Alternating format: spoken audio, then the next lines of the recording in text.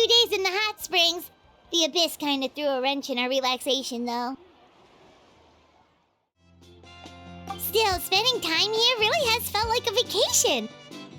The Kaholosaurs are so nice and so fun to play with. Their bellies are super bouncy. Oh, and Atea's snacks were so delicious. She gave Paimon some for the road just this morning, actually. Yelling at some kids who got caught throwing stones in the hot springs, so not much has changed since we first met her.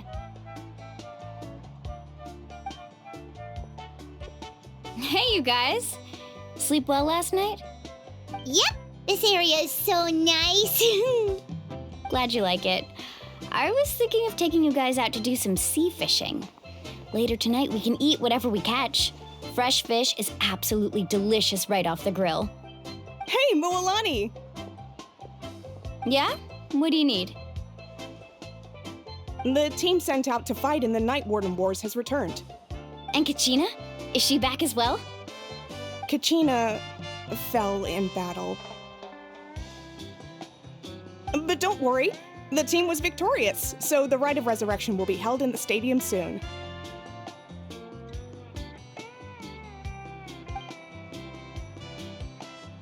That's a relief. The Abyss is cunning, and it was her first time. Mistakes are bound to happen. Exactly. She deserves to hold her head up high. All right, thanks for letting me know. We'll head out in a bit. Jeez, she sounded a little anxious there. Had me thinking it was bad news for a moment. Moalani, you said the Abyss was cunning just now, but it seems like the Abyss just wants to destroy everything. Like, think about all those monsters that attacked your tribe. If there really was some sort of cunning plan, wouldn't it make more sense to send them to attack Kachina and her small team? Not that Paimon wants them to be in any more danger, it's just... Relax, I get it. The Abyss is difficult to understand, that's for sure. At a glance, it certainly seems like the only goal is total destruction. The Abyss isn't a living entity after all, so what capacity for logic or planning could it possibly possess? But through our long history of fighting the Abyss, we've realized things aren't quite so simple. 500 years ago, the Abyss invaded Teyvat. You know about that, right? That's right. Khaenri'ah suffered greatly during that time. But so did every other nation in Teyvat. And Natlana was the worst affected of all. It took the combined efforts of the then Pyro Archon and heroes from every tribe to finally repel the Abyss. Even so, the effects of the invasion lingered for hundreds of years, only able to be reversed little by little. Our tribe's waters were contaminated. The Children of Echo's territory was overrun by dangerous sludge surging from underground. Unrelenting black winds tore across the lands of the Flower Feather clan. It was like each disaster was designed for a specific tribe. Exactly. We once thought that the Abyss's desire for destruction was a sort of primal instinct, but its methods are, in truth, marked by intelligence. We now believe the Abyss has invaded the Night Kingdom, and has the capacity to read the memories of this land at any given moment. And that's how it became so dangerous and cunning, almost like it knows you inside and out. Yes, and that's why we've been unable to fully eradicate it, even after all this time. Luckily, the problems left behind by the Abyss have been successfully addressed by the various Pyro Archons we've had over the years. Now every tribe is prospering and things are looking up. I mean, just look at what we managed to do a few days ago. We totally fought them off.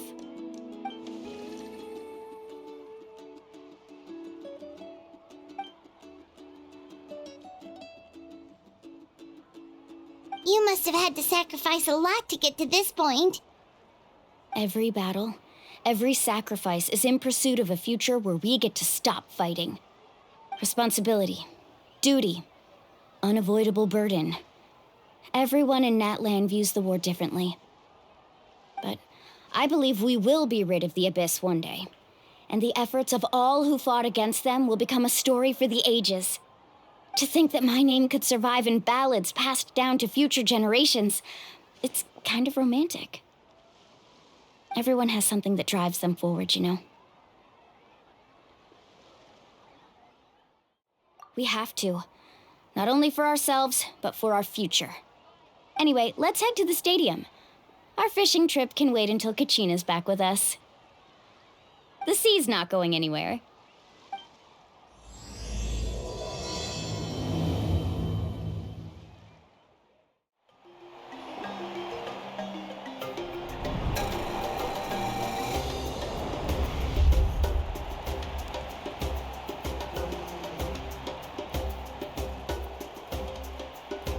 Whoa, this place is packed already! Of course. No one's gonna miss out on the chance to welcome our heroes back from battle. It's their moment of glory. Kachina's gonna be so flustered. She's never had this many eyes on her before.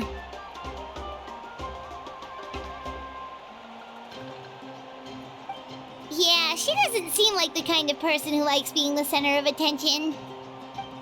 Looks like I'm just in time. Kanich, you're here! Yeah, a commission ran longer than expected, but I made it. I heard about the incident with your tribe, Mualani. Is everyone all right? Yeah, it's all taken care of. Our new friend here's got some tricks up his sleeve, by the way. He's just as strong as Kachina made him out to be. Hey, look! Is it about to start? That's right. Someone will come out and recite a eulogy, and then we'll sing the Ode of Resurrection together. Come on, let's find a spot with a good view. When the singing starts, just follow my lead and you'll be fine. Let's go somewhere higher up so Kachina can spot us.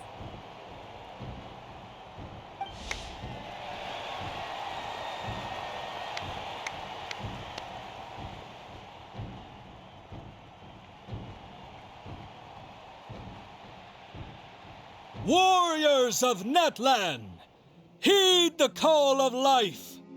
We are the inheritors of memory and legend. Those who grew alongside sun and wind. Those who forged our own destiny and future. That is Natlan's fire, the lifeblood of our nation.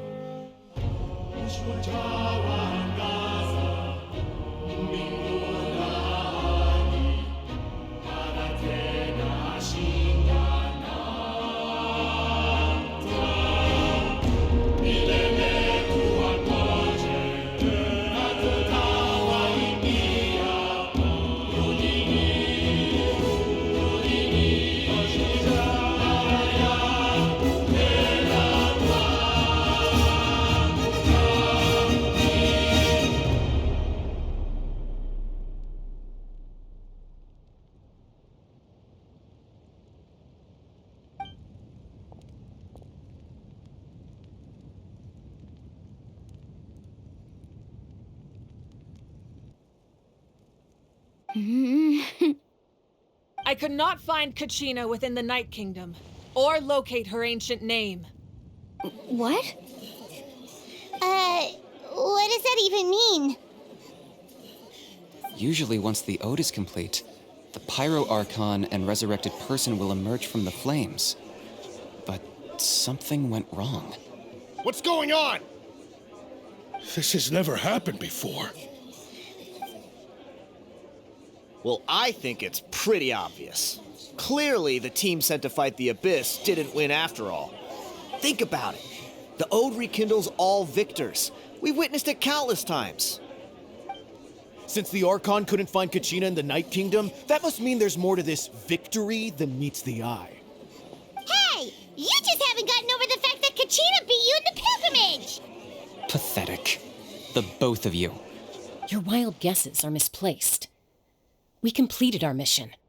Maybe you did, but who's to say whether that little girl even contributed at all? Maybe she got scared and ran off. Why would the YUB recognize someone like her, even if she was on the winning team? How dare you insult a hero of Natlana like that? Kachina sacrificed herself to repel the abyss. She doesn't deserve to be subjected to your vile rumors when she's not even here to defend herself. Calm down, Mualani. There's no point arguing with the likes of them.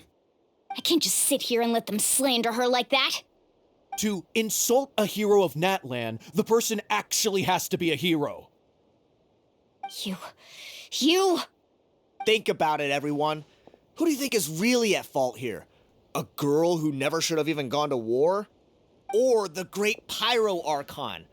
Why would the rules of our nation suddenly stop working? That's true. If she wasn't revived, it must mean she failed to achieve victory. Maybe the YUB interpret victory in different ways? I mean, that girl didn't look all that strong to me.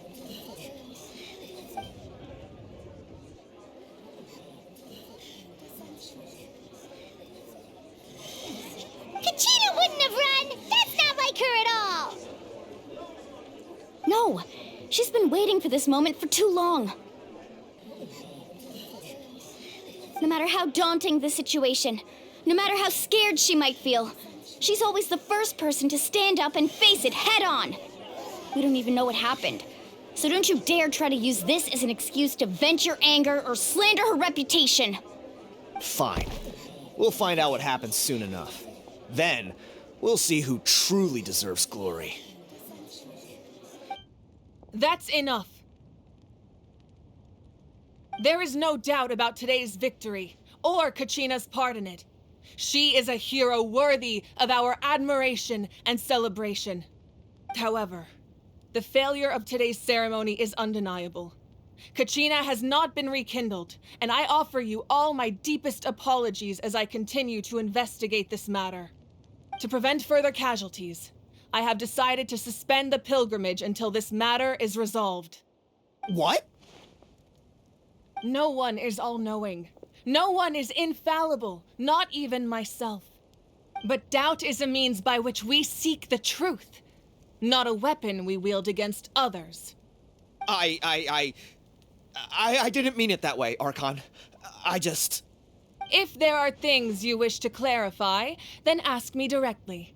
Doubt my answer if you wish. But now's your chance. You have concerns? State them. No, of course not.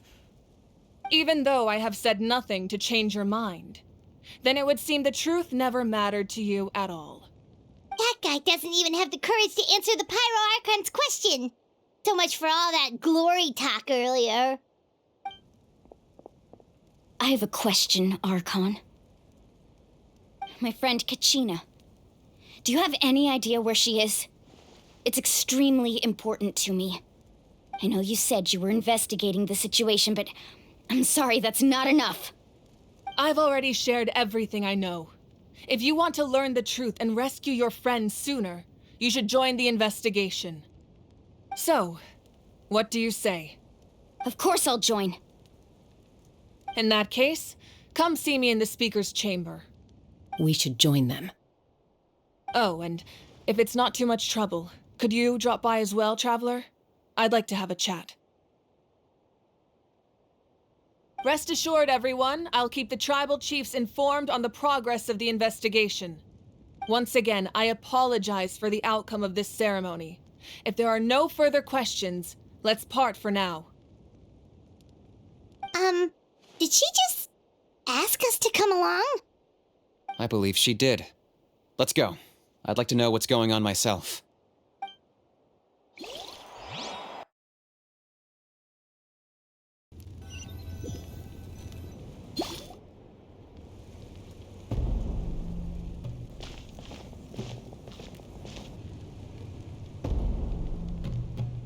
The situation is urgent, so I'll get straight to the point.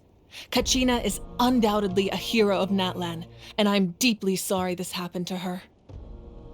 There's been unrest in the Night Kingdom, but I don't know what's causing it. As a result, I've been unable to track down her location.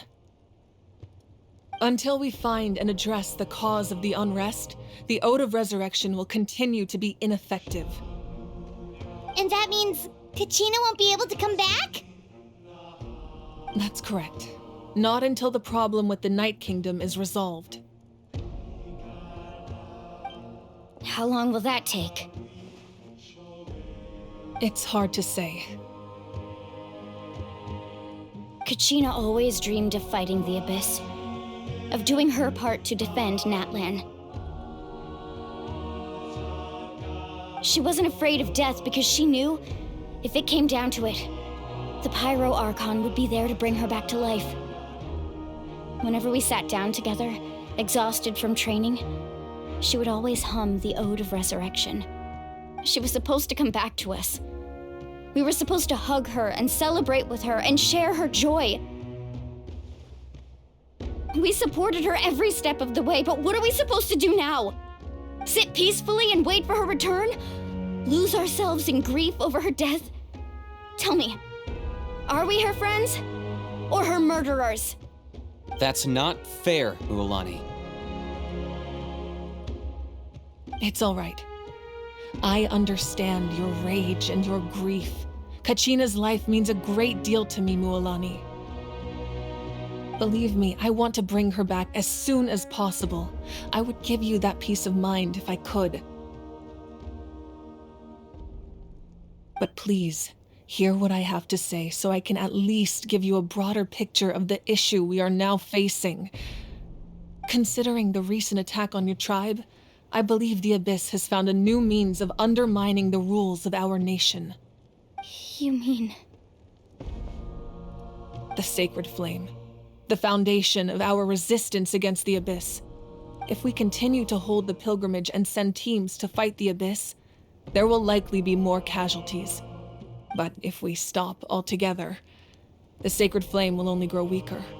The Abyss will scale up their attacks, and the tragedy we saw with the people of the Springs will only be the first of many. If we compare the two choices, the former seems to be the lesser of two evils. Sorry, I know that may sound harsh, but I bear the name Malipo. Weighing the costs is my duty. The raw truth can be cruel. But we need to understand it if we want to approach this rationally. But what would you say, Mualani? This is personal for you. And unlike Kanich, I dare say it's not a simple case of weighing up which course of action is less painful, is it? No. I can't choose between them, and I don't want to. Saying that one is preferable over the other is disrespectful to the people who suffered. You're saying it doesn't matter whether I suspend the pilgrimage. The consequences will be equally painful. Yes. What happened to Kachina breaks my heart. But I couldn't bring myself to sacrifice other people for her sake. And that is the crux of the problem. It's not simply a matter of choosing the lesser of two evils. Either way, there will be people who suffer. And the end result will be the same. Belief in the pilgrimage will waver. Once doubt has crept in, the people will no longer unite in battle against the Abyss. And that is exactly what the Abyss wants. Their ultimate goal isn't to break the rules that make the Ode of Resurrection work. It's to destroy the people's faith in them. To prevent what happened to Kachina from happening to anyone else, we need to suspend the pilgrimage. So that is my current plan. And in the meantime, I've made efforts to strengthen each tribe's defenses. Then, we have to find another way of strengthening the Sacred Flame to keep the Abyss at bay. This won't be easy. I'll need time to figure out the best approach. I understand your anger, Mualani, but I hope that provided some clarity at least. Wow. Hyman thought things were gonna get heated for a second, but the Pyro Archon took the time to explain everything so patiently. I owe you an apology, Archon. I let myself get carried away earlier, and I'm sorry. You're right. We need to focus on finding solutions. We could always hold the pilgrimage without sending a team to fight in the Night Warden Wars. That way, we would still be able to fuel the sacred flame. I've considered that, but the two events have nearly always been linked. Without the chance to fight the Abyss, pilgrimage rankings lose their prestige, and competitor numbers will drop. With fewer participants, the amount of contending fire produced will decrease, and the vicious cycle will continue indefinitely. So, essentially, the Abyss has taken Kachina hostage.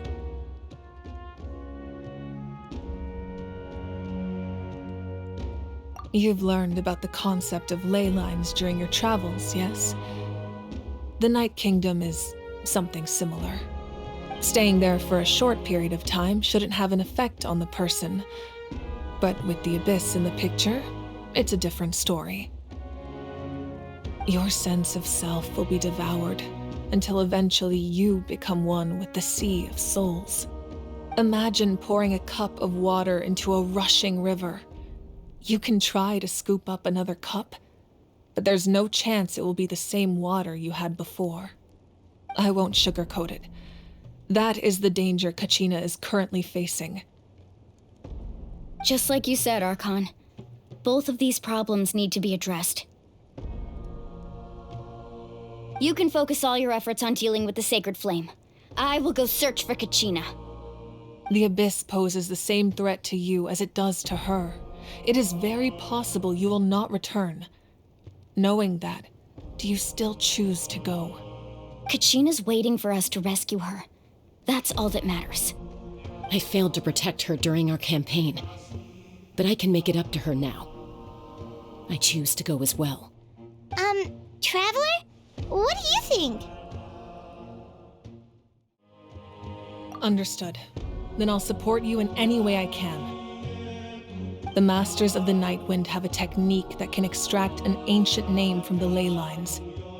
If we can find Kachina's ancient name, I can use the link between them to pinpoint her position within the Night Kingdom. Then comes the hard part. You need to visit the Night Kingdom in person and rescue her. But isn't the Night Kingdom a land of souls? Can we even go there? Under normal circumstances, only the consciousness can enter. But there is a way to go there in person. However, know that the Night Kingdom will attempt to repel you, and the Abyss certainly won't leave you be. That's fine by me. Same here. Fighting the Abyss is nothing new for me. So, Paimon's the only one who's scared? Well, if you're going, Traveler, Paimon's going too. Lali of the Masters of the Nightwind once created an artifact that can be used to communicate with the Wyab. We call it the Spirit Speaker Stone. It was originally used as a ceremonial artifact wielded by the tribal chiefs, but that spiritual quality also means it can be used to search for an ancient name. That was the artifact I delivered to the Scions of the Canopy a few days ago. Didn't think I'd be hearing about it again so soon. Thank you so much for your help, everyone. Your thanks are unnecessary. I will offer you whatever aid I can, but your fellowship and courage are what will truly decide the success of this operation. Besides, you're the ones helping me. I can only focus on one thing at a time, after all.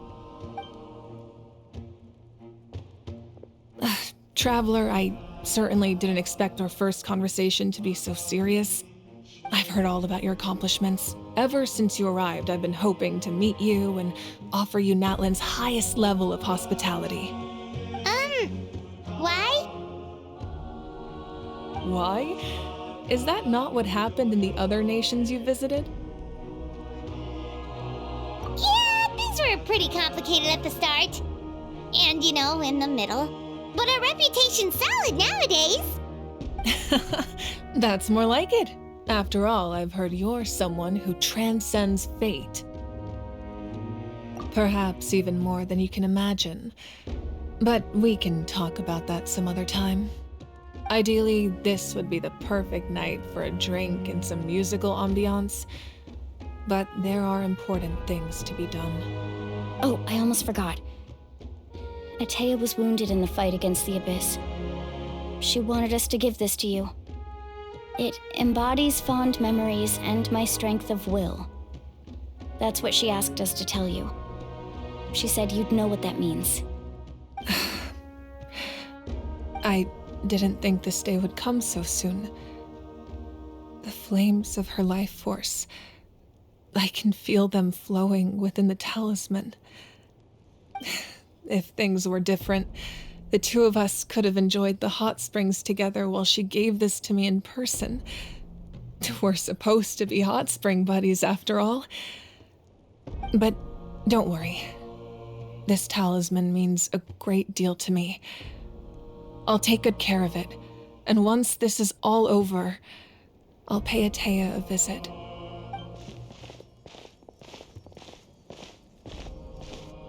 You said you didn't want to jeopardize the production of Contending Fire. But that's not at all why you decided to suspend the pilgrimage, is it? You're right. Even now, the production of Contending Fire is far from sufficient. The gradual corrosion caused by the Abyss has resulted in a massive shortage of pyro energy, and we're currently at the breaking point. As things stand, the pilgrimage is a lost cause. Suspending it allows us to save our strength to defend the tribes. The Abyss has brought catastrophe to Natlan, and Kachina's disappearance in the Night Kingdom is a direct consequence of that. We can't let the general public know that. No.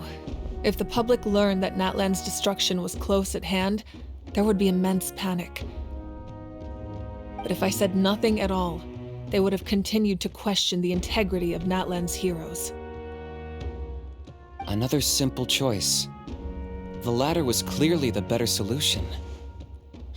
But you chose otherwise. I have never subscribed to the belief that the right choice is the one with the fewest sacrifices. Let's go. There's still a way for the sacred flame to last a little longer. You mean? Yes. Come with me.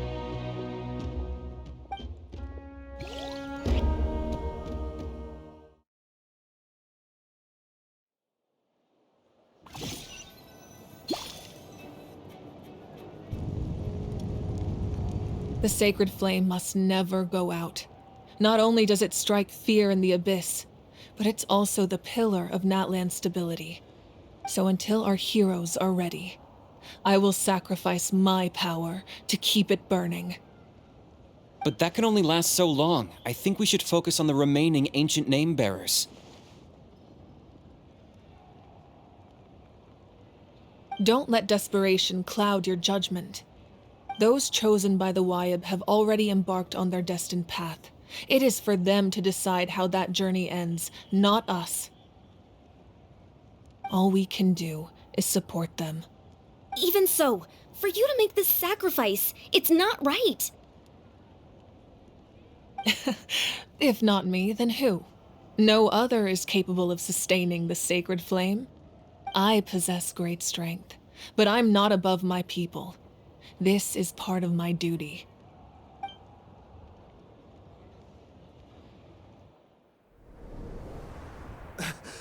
Archon, it's the Fatui!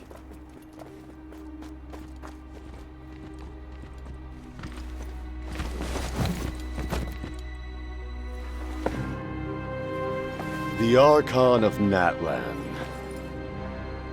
A force to be reckoned with. The secret of the ley lines is no secret to me. Long have they been destined for ruin. And since the oath made 5 centuries ago remains unfulfilled, what use is the Gnosis in your hands? I don't know what you mean. But it sounds like this is about more than the Tsaritsa. In times of crisis, someone must pick up the mantle of salvation. Your plan has reached an impasse, and now it falls to me to create new rules for Natlan. But before the dawn of a new age, the old must be destroyed.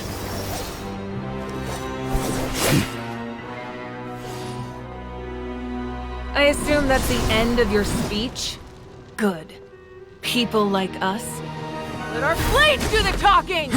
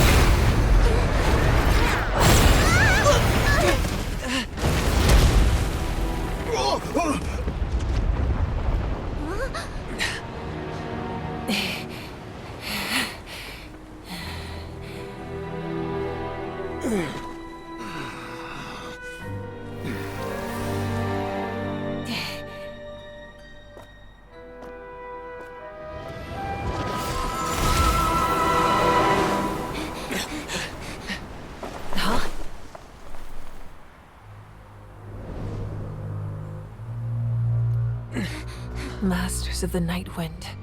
Send word. The captain and his followers must be apprehended.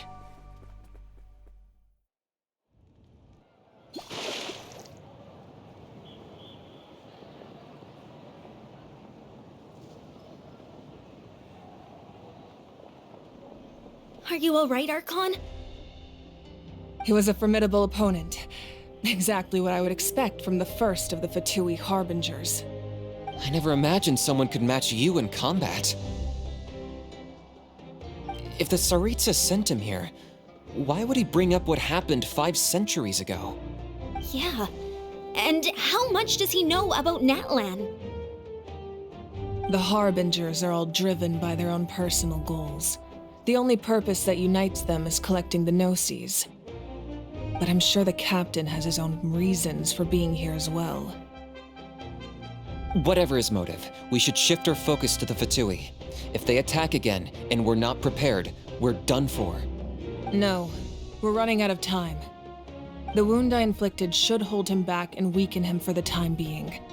Besides, I'm sure you noticed, the power that came to his rescue just now came from the Masters of the Night Wind. In other words, there are traitors among us. Not necessarily. This could prove to be a very valuable turn of events. When we exchanged final blows, I sensed an unusual presence within him. I'll need to investigate further. Kenichi, go to the Masters of the Night Wind and look into who could have aided the captain. Speak to Lali. She should know. Of course, I'll head out right now. Do you still intend to... Yes, but fear not.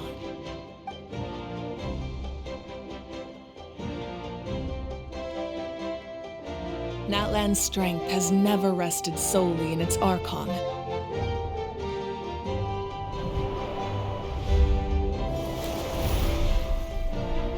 Together we foresaw the only path that leads to our nation's future. We must trust in that vision now.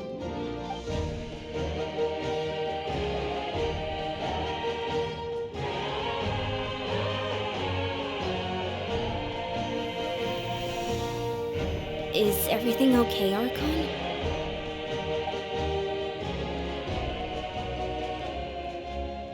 Completely fine. Just lamenting the fact that I never got a picture when I could still turn my hair into flames. Too late now. I just hope the others have a safe journey.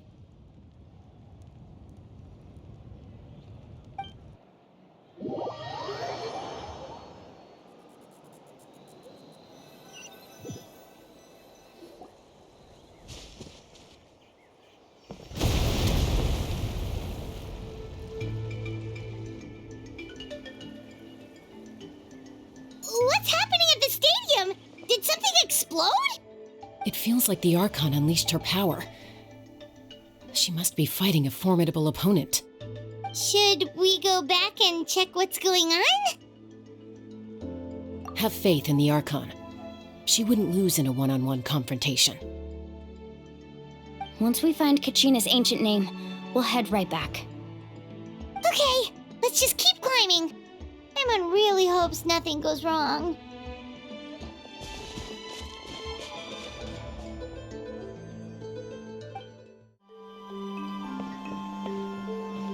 Chaska. Nice to see you again, Wyna. I'm afraid we don't have time for pleasantries, so I'll get right to it. We're here for the Spirit Speaker Stone. Whoa, hold on a second. At least tell me why you need it first. My friend Kachina is trapped within the Night Kingdom. We need the stone to find her ancient name and rescue her. Rescue her? From the Night Kingdom? That's right. I'm sorry, but someone needs to tell you what you don't want to hear. Go in there. A mature warrior would never make such a foolish decision.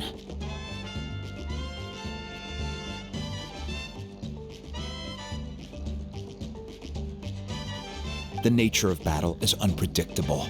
You never know how it's going to end.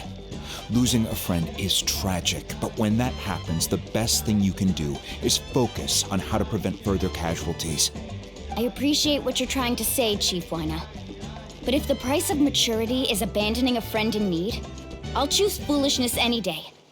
If Kachina's still holding on, then so will I. I thought you might say that. Is something wrong, Wyna? This doesn't seem like you. Life isn't complete without taking risks. That's always been your mantra. It's nothing.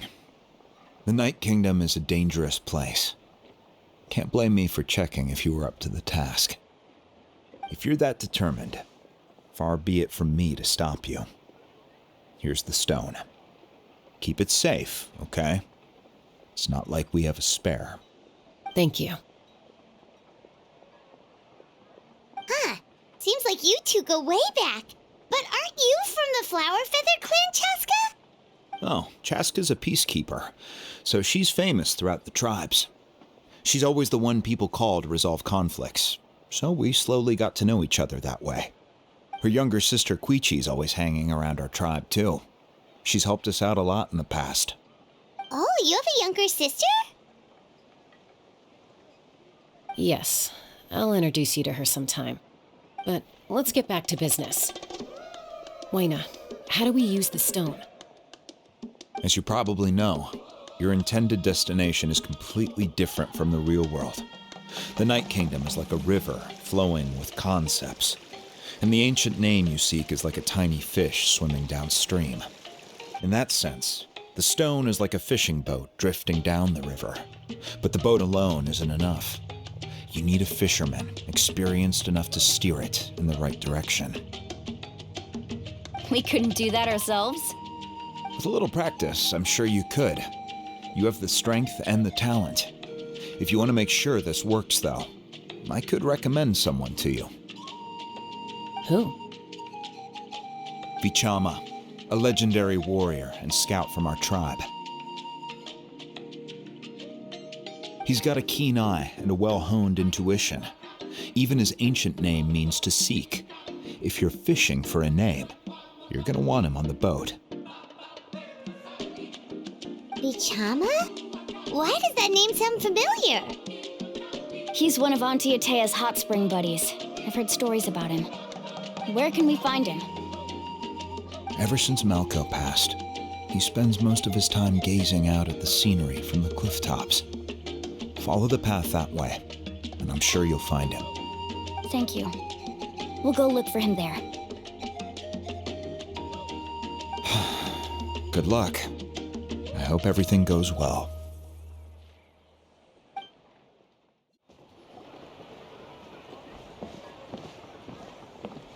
Someone admiring the scenery from the cliff tops. Ah! That must be him! Hello there, are you Vichama? That's me. Did you need something?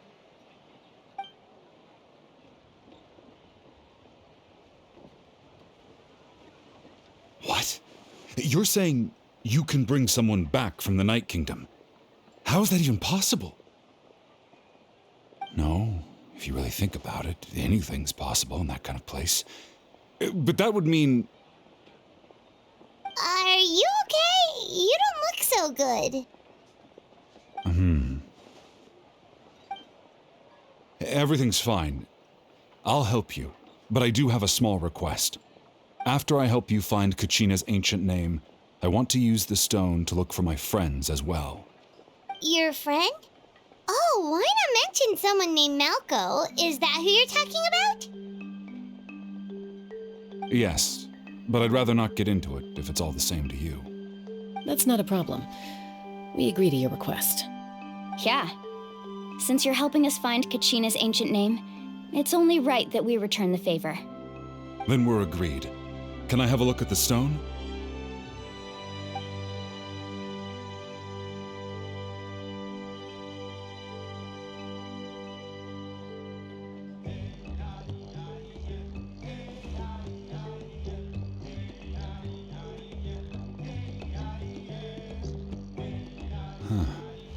I see. From what I can tell, it functions almost like an abyssal pylon.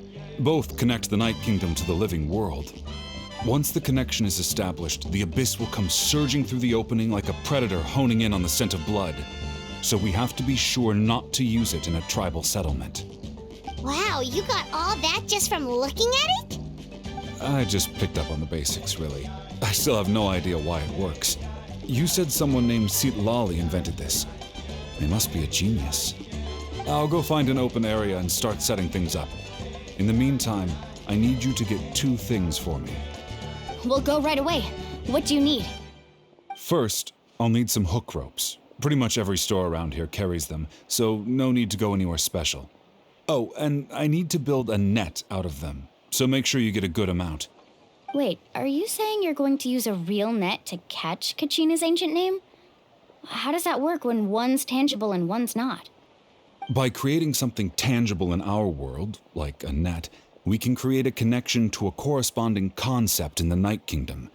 Basically, I'm going to use the concept of a net to catch something equally intangible, an ancient name.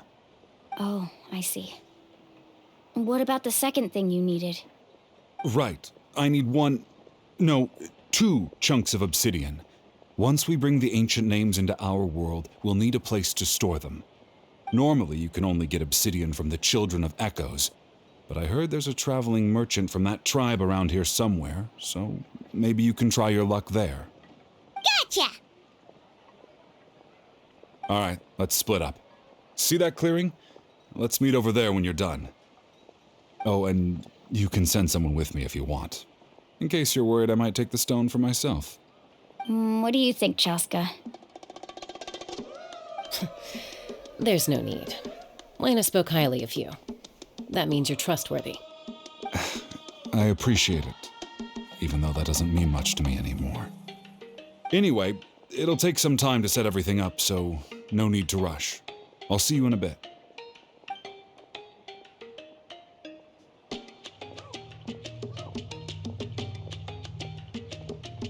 What an odd guy. He seemed so defeated, but also really invested in the stone at the same time. I don't have any more insight than you, Paimon. Let's just focus on the preparations for now. Hang on, Kachina. We're coming for you. Hello. Do you have any hook ropes for sale? Hook ropes? As in rock climbing equipment? Yes. How much for your whole stock? Oh, the whole thing? Let me see. That would be 30,000 mora in total. Deal? Deal. Wait, really? What, you want me to drive down the price? We just need these as fast as possible. Thanks. Oh, no problem at all. I'll even pass along some information on the house. These ropes are usually used by rock climbing enthusiasts. If you want to learn, Roka's the person you want to ask. All right, that's everything. Here you go. Now we need the obsidian. Let's go talk to the traveling merchant Bichama mentioned. Excuse me, do you sell obsidian? Why, yes. I've got a chunk for sale right over there. Perfect. Is that the only one, though? We actually need two. That might be tough. Tell you what, I'll take a look through these boxes over here and we'll see what we can find. Thank you so much. We'll wait here.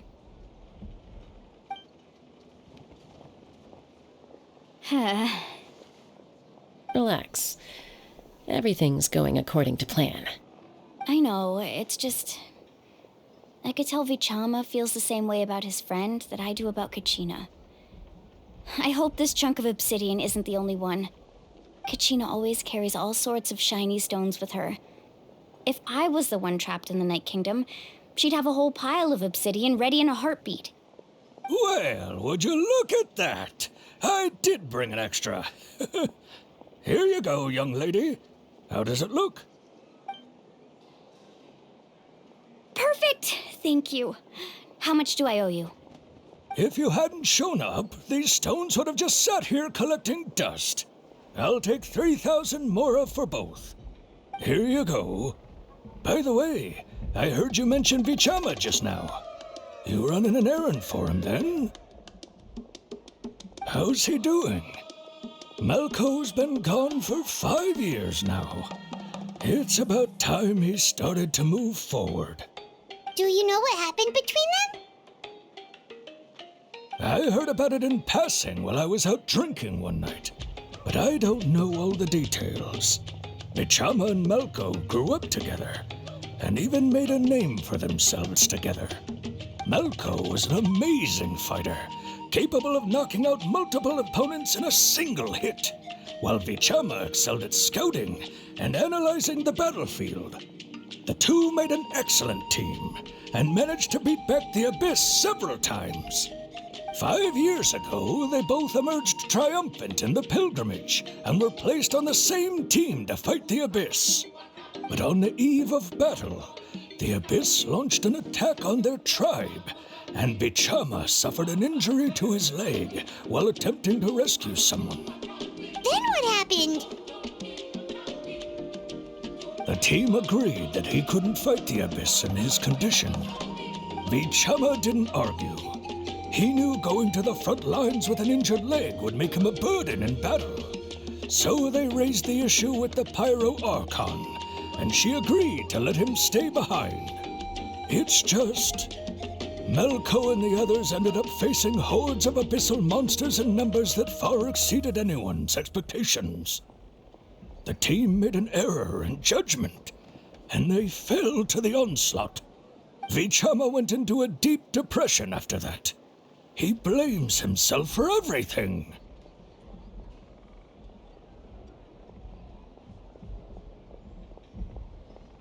Oh, you're not wrong. But it's possible he chooses to blame himself.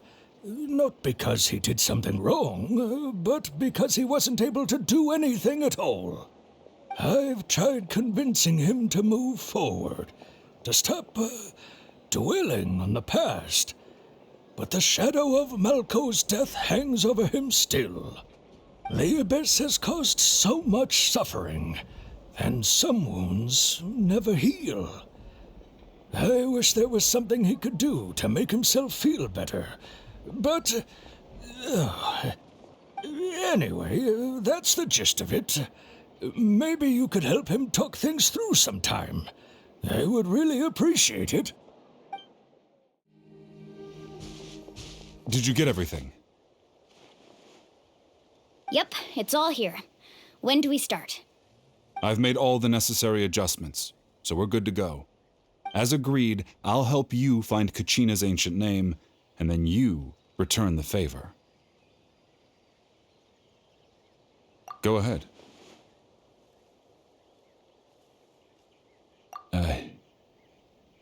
Yes. After Malco fell, I scoured the battlefield to see what happened. It turned out he wasn't bested by some impossibly powerful foe.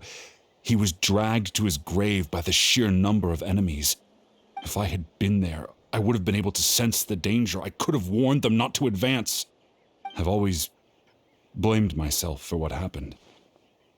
But when you told me about Kachina, I realized there's a chance Malco might also be alive, fighting for survival in the Night Kingdom. But that happened several years ago, right? The Pyro Archon said all life within the Night Kingdom eventually becomes one with the Sea of Souls. There might not be much hope, but I still have to try. Malco and I promised each other, even if we never managed to root out the Abyss for good, we would fight together until the end. All right, let's get to it. I'll start searching for the conceptualized version of Kachina's ancient name. If you see any fragments scattered around the area, please collect them.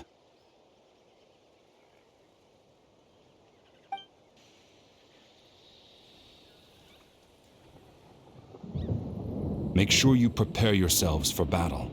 As I said, the stone will link the mortal realm to the Night Kingdom.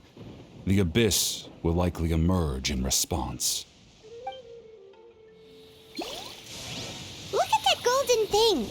It must be one of those fragments Vichama mentioned. Let's get closer.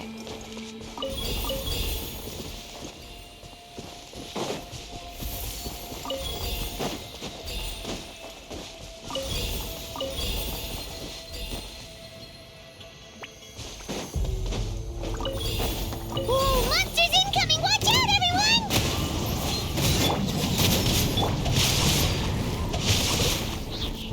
Ring cutter! You can't run! One with nature.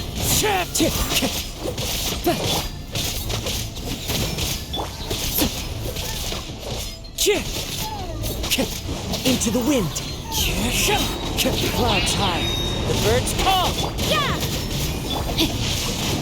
Rain outlines your punishment! Teamwork is strict! Witness the power of Wind strider.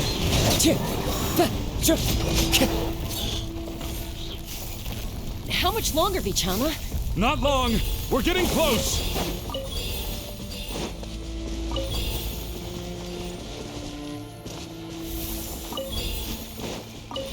No, my sword!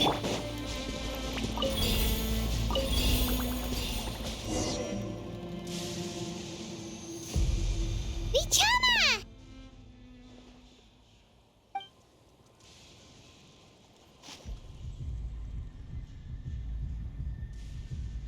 Quick, take it!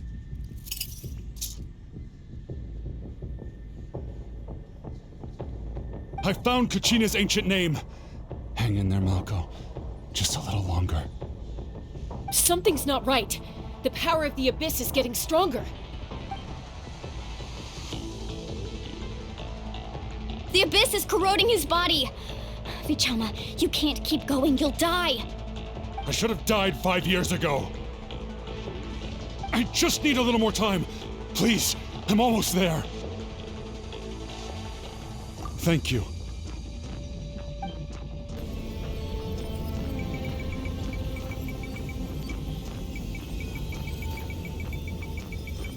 Whoa, watch out!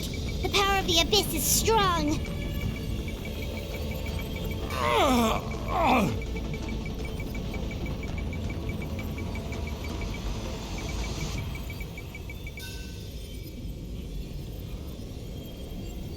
This power. Hanging in there? Malco. No! Why can't I find him? Why? We can't wait any longer. Pull him away from the stone, Mualani. I already tried, but the power of the Abyss has him in a chokehold. It's like he's tied to the stone with an invisible rope. In that case, we have no choice. I'm sorry, Seat Molly.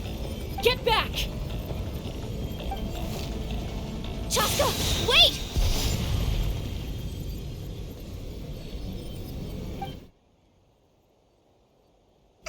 Ouch! What happened just now? It looked like the spirit speaker's stone was... The stone's power was spiraling out of control. The only way to stop it was to destroy it. You were all caught in the shockwave of the explosion. You might feel dizzy for a while, but that's normal. Give us a heads up next time, will you? You're lucky we managed to dodge it in time. I thought I said to get back. Yeah, barely a second before you made it go poof. Not everyone has your reflexes, Chaska. We were this close to getting dragged into the explosion. Okay, I'll be more careful next time. At least Kachina's ancient name is still in one piece. Wait, where's Vichama? Vichama! Vichama! I couldn't find Malko's ancient name. It must be completely gone by now. Once your ancient name disappears, there's no coming back. From the very beginning, I knew there was a slim chance, but still. And now, it's too late to save him. From the minute he left that day, it was already too late. Vichama. I'm sure he's heard enough condolences over the years. Let's just give him some space. Huh? What's that in your hands, Vichama? It looks like something's glowing! Huh? This is...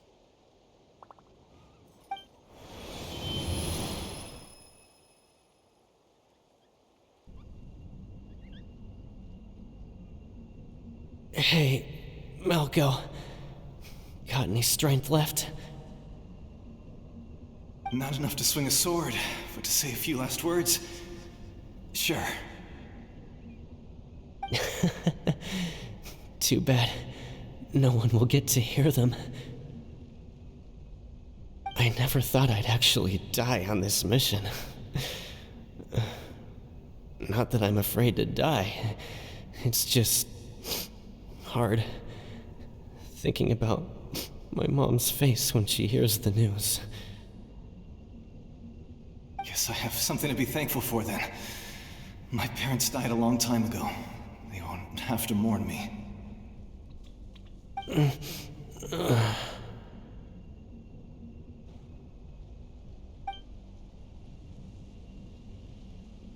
Pisak! Always had to beat me at everything, didn't you? Right to the end, you were never one for goodbyes. Maybe you're right. Maybe no one will get to hear our last words. But just in case... Vichama, I'm so glad you didn't come with us. Don't be sad. Just keep on living. For the both of us.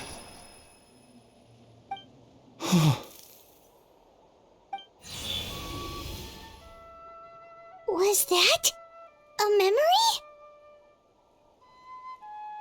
Seems like we were able to salvage something after all.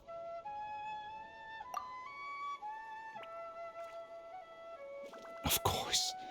Seeing him, hearing his voice again, it makes me unbelievably happy. But it also brings with it an even deeper pain. A deeper pain? Why?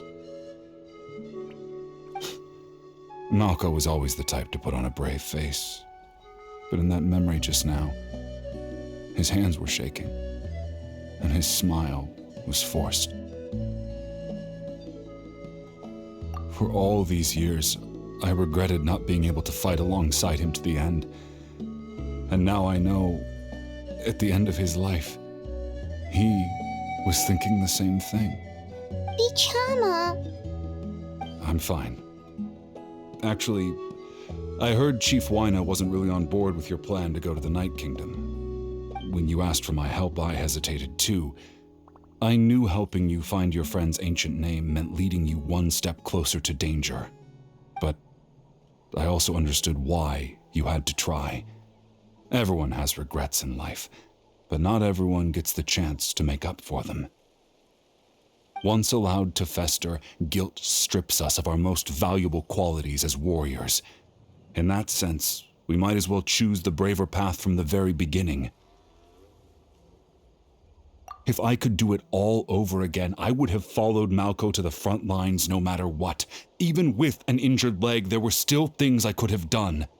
That way, even if the outcome stayed the same, I still would have fought alongside him to the end. There are critical junctures in life, and if you don't seize the chance to act, there's no going back. That's something I had to learn in hindsight, but you're still at the crossroads of your journey, so I hope you can walk away without regrets. Thank you, Vichama. I feel even more determined now. Kachina will come back to us. I'll make sure of it. I promised I would find her, and I intend to keep that promise. That's good to hear. Strange. My body, it's... Once abyssal corrosion enters the body, a portion will fuse itself to your internal organs. Even though the Traveler possesses powers of purification, the corrosion can never be fully eradicated. Thanks to him, though, you are only briefly exposed. Slowing your breathing and controlling your emotions should help you keep the symptoms in check.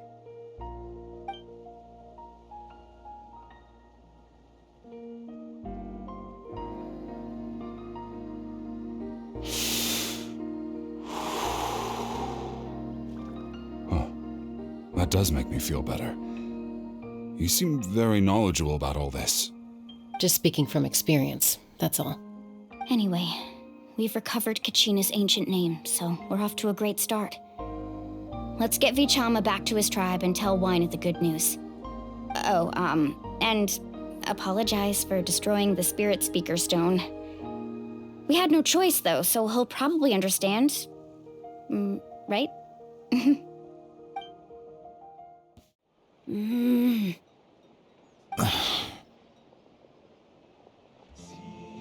Koichi, are you really gonna just stand there like that? I don't know what you want from me. I think you know exactly what I'm trying to say, Uncle Wyna. I can hear it in your voice. Honestly, it's just one thing after another with you two. They're back. Koichi? What are you doing here? Don't play dumb with your own sister. You know exactly why I'm here. My apologies, everyone. I just need to borrow Tosca for a few minutes. You come with me.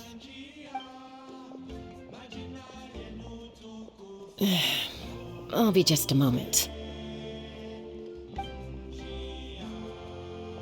Who was that? Koichi, Chaska's younger sister. Although the two aren't actually related by blood, it's kind of a long story. It's not really my story to tell, but I guess it's not a secret. You see, Chaska was actually raised by cuckoo sores.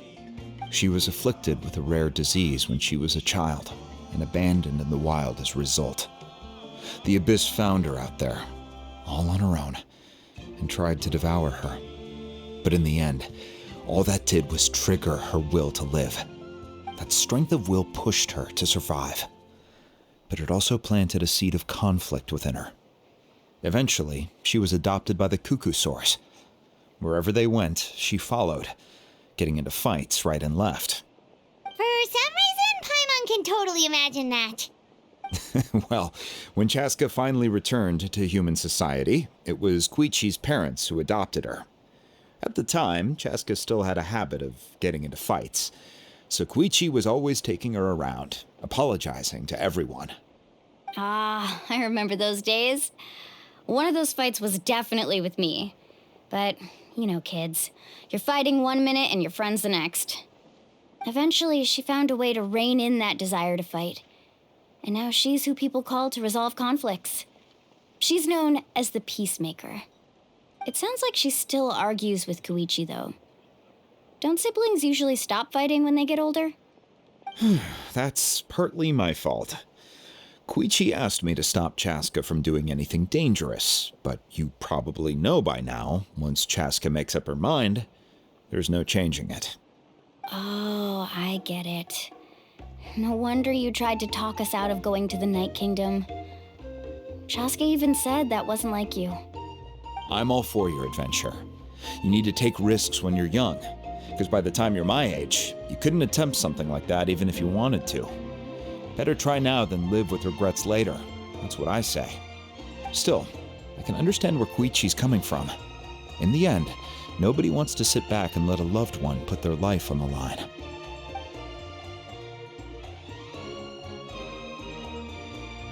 All right, it's just the two of us now. You have 1 minute to explain yourself. I don't have anything to say. You don't have to approve, but you should know I only do what's necessary. That attitude is exactly the problem. It's like you don't care. You try to sneak off to the Night Kingdom behind my back and then play it down as if it's just a trip abroad. Well, technically I am going abroad, right? Again with the excuses! We agreed, didn't we? There are 4 levels of danger. If it's not something urgent, you can only engage in level 2 danger and below. You can only go up to level 3 if a situation is so dire there's absolutely no alternative. But a trip to the Night Kingdom? If that's not a level 4, I don't know what is. And you were just going to sneak into the place without saying anything. What do you mean, sneak into the place? I always planned on walking in there with my head held high. You bought off Uncle Wina, didn't you? He promised me he'd stop you from doing anything dangerous. Oh, it's like he didn't even try. You feel like he went back on his word. What if I told you my mind was made up, and there was nothing he could have done? Not even by force. Oh, I knew it! So he did try to say something, but you didn't listen. This is important. If you were in my shoes, you'd make the same decision. You don't know that? I'm a doctor, and I handle logistics. If you're going to waltz into a dangerous situation where you could lose control at any moment, it's my duty to say something. All right, whatever. Anything else? What do you mean, anything else? Why don't you reflect on what you've done and promise me you'll stay put? Time out. Is this one of our normal arguments or a serious one? Chaska, does it sound like I'm joking?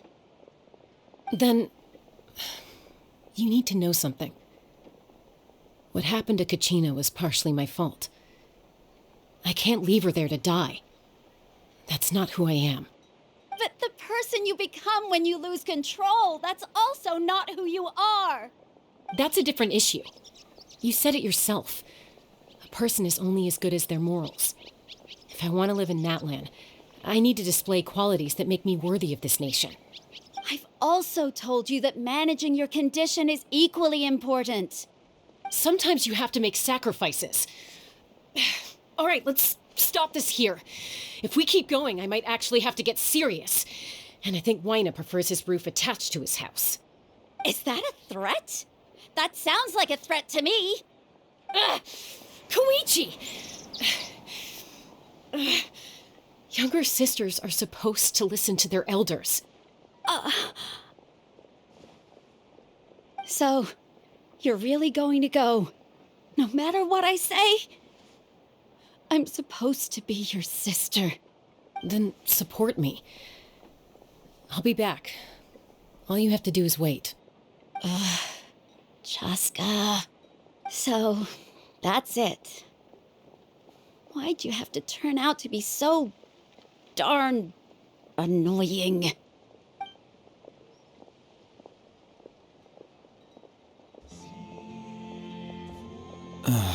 You two are something else.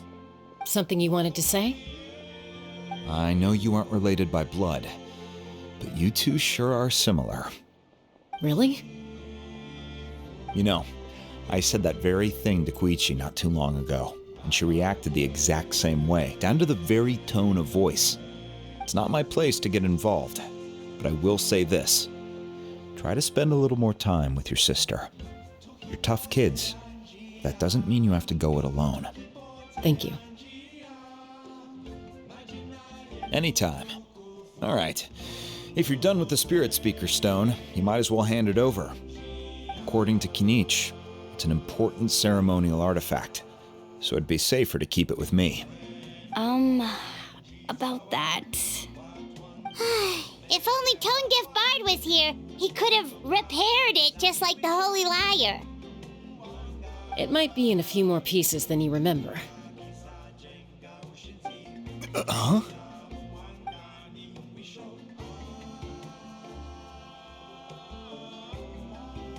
I see. Sounds like it was an urgent situation. If someone's life was on the line, then you had no choice. Still, Citlali's going to be a nightmare to deal with now that you've broken her stuff. I'll explain everything to her later. Stay safe out there in the Night Kingdom, okay? I'll wait here for your safe return.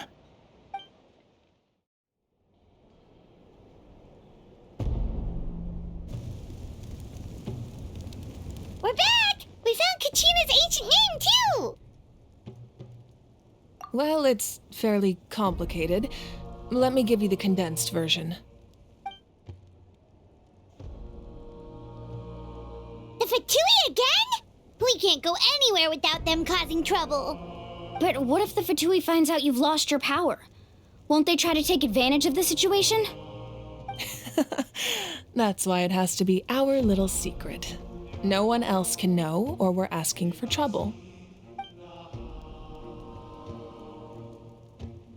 Look, I wish I could offer you some sort of consolation, but I won't lie to you.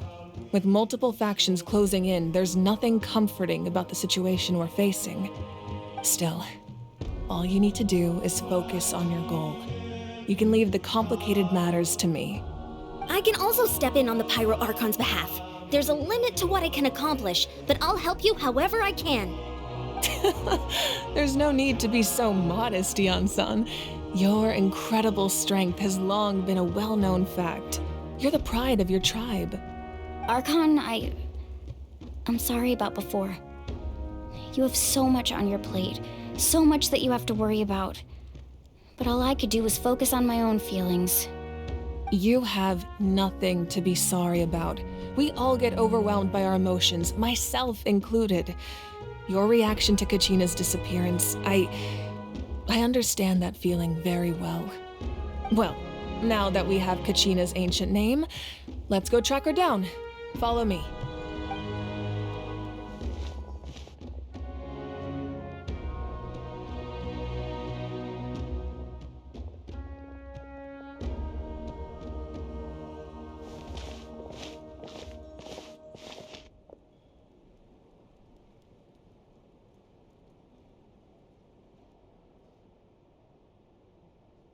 What is this place? Hey, isn't that Atea's talisman? Good eye. This is where I store all the various mementos I've collected. Whoa. I've never seen this place before. There's so many things in here. It looks like there are items from every tribe. Collecting them must have taken a lot of effort. I suppose you could think of it as a hobby of sorts.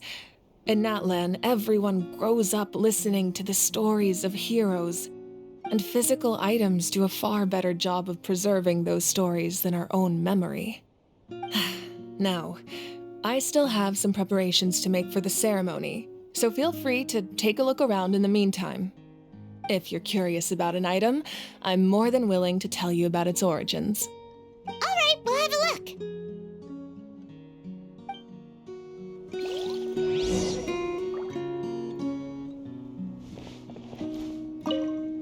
Make sure to handle everything with care. This cup, for example, it's heavier than it looks.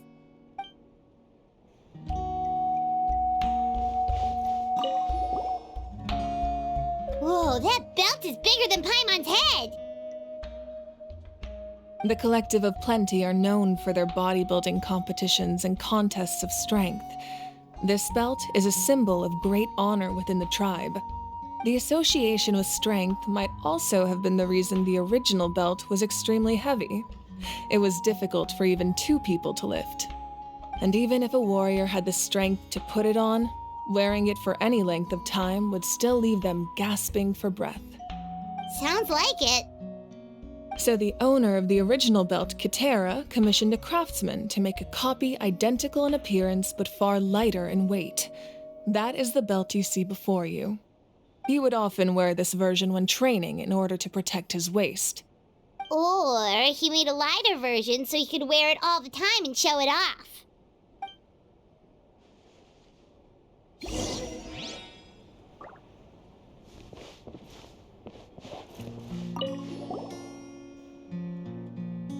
There are so many jars and potions around here. Do they have anything to do with alchemy? No, those belong to the Masters of the Nightwind. They're ceremonial tools used to amplify the ability to communicate with the Night Kingdom and the Wyab. Yamaya is an expert in this field, and she taught me a lot. Even though she appears stoic and serious, she actually has a keen sense of humor. The tools you see here are quite traditional. Her students found them outdated, so she passed them on to me. The contents of the jars aren't all that special. Oh, except the big jar in the middle.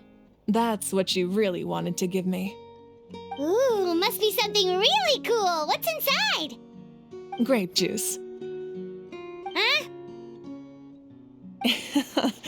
It's quite tasty, although probably expired by now.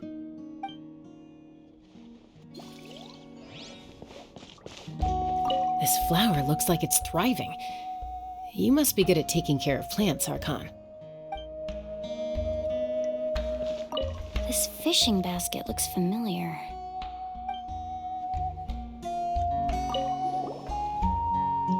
Hey, there's a fishing rod here. It must have belonged to the people of the springs. That's right. It belongs to a legendary fisherman named Matavaru. I have his entire set of fishing equipment, actually. He and I met in a tavern. He told me about a particular kind of giant fish and his meticulous plan to catch it. In his eyes, I saw a hunger and a strong fighting spirit. To him, the sea was the battlefield upon which he staked his honor.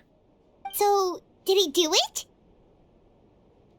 The next time I saw him, he was covered in scars. It turned out the fish he sought had been corroded by the abyss. He managed to kill the fish, but sustained a serious injury in the process, which meant he could never go deep-sea fishing again. Can a fisherman claim victory if he fails to bring back his catch? That's what he asked me in the end. Well, Paimon thinks he won. That was my answer as well. The experience was far more valuable than the prize itself. In the end, he didn't want his tools to go to waste, so he gave them to me. Wait, that means you also know how to fish. Maybe we can go head-to-head sometime.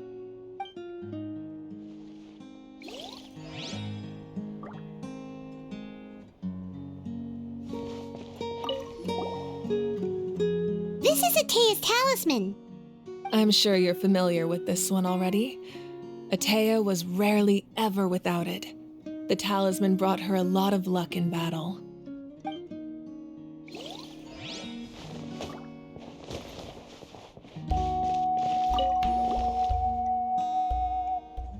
Whoa, this weapon is huge! Which tribe did it belong to? Ah, that weapon belonged to Tenoch, a hero from 500 years ago. Strictly speaking, he didn't belong to any single tribe. That's because even before the disaster with the Abyss broke out, he had already been exiled. Exiled? It was a punishment imposed out of necessity, but he accepted it all the same. He believed it was what he deserved. When the Abyss attacked, the tribes found themselves in urgent need of a powerful figure to lead them into the battle, and there was no one more courageous or resolute than him. He united the 6 tribes and accomplished great feats throughout the war. Ultimately, he perished, and because he had already lost his ancient name, the Ode of Resurrection was unable to bring him back. And so, he was laid to rest, alongside the countless warriors and civilians who lost their lives, buried in the soil of his native land. Wow, he sounds like a true hero. Indeed, even now his story is told throughout the land.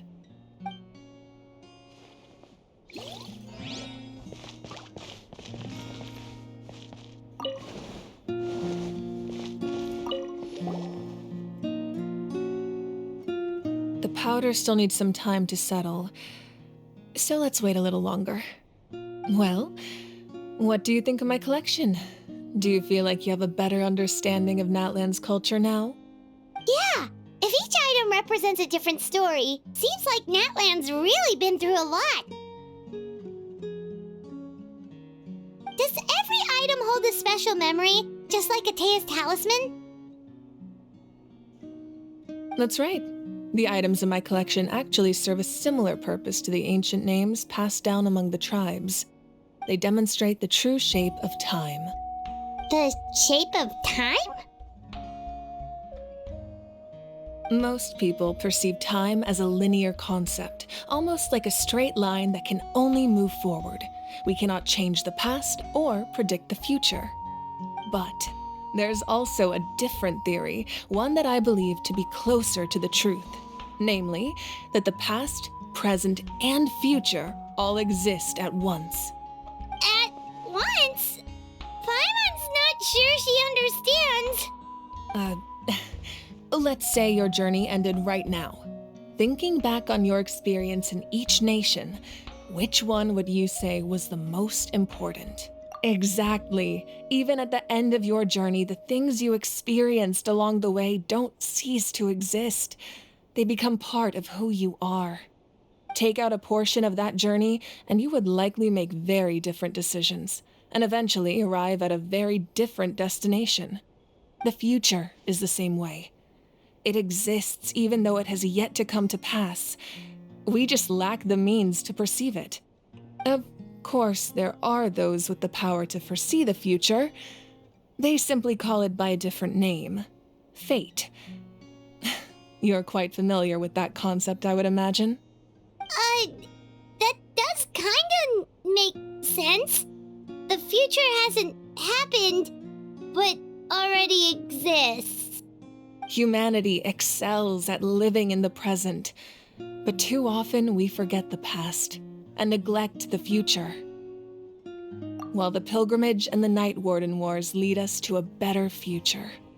Only by uniting the people of Natlan across countless eras can we fight back against an enemy as formidable as the Abyss. To come up with such a set of rules, the first Pyro Archon must have possessed a level of insight I can only imagine.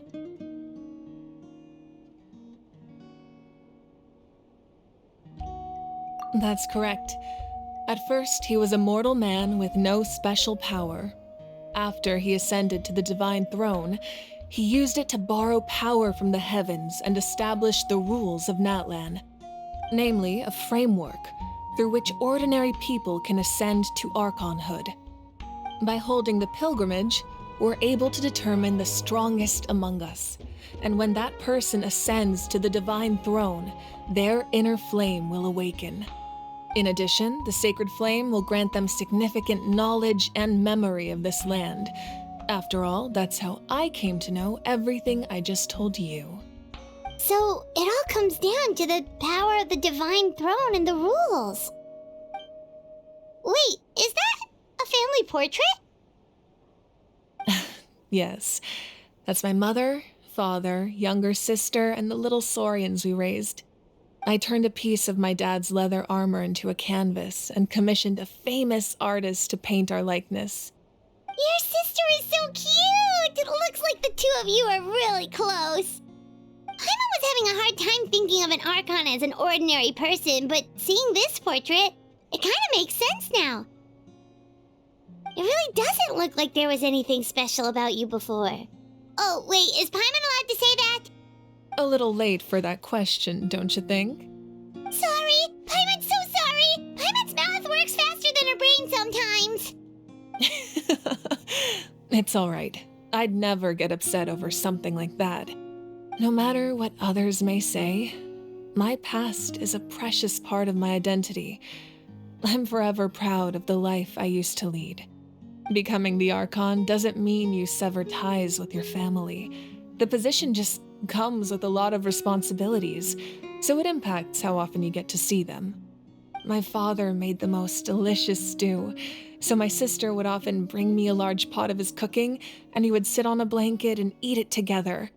One time, we didn't close the door securely, and the Saurians you were raising ran into the room and knocked over the entire pot. My sister immediately burst into tears. The two troublemakers were going for the meat, but when they saw my sister's distress, they froze on the spot. I still remember the way they laid there, sulking like a pair of children, even after making such a mess. It was frustrating, but in the end, all I could do was comfort my sister and move on. Wow.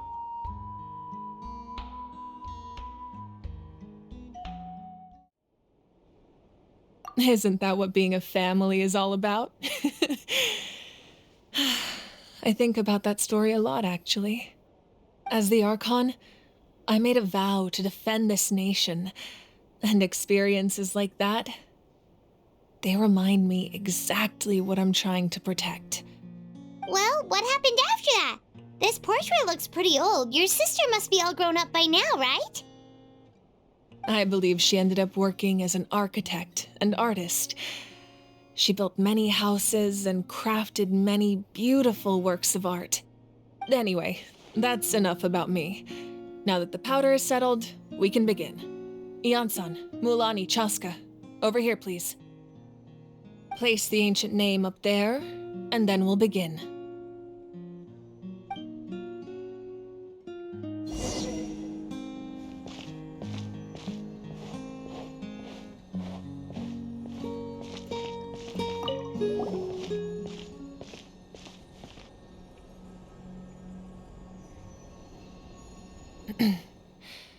Surely as the echoes of life resound through heaven and earth, so too shall our stories remain eternal. Ancient name, take us to your fated bearer. Allow her to answer our call.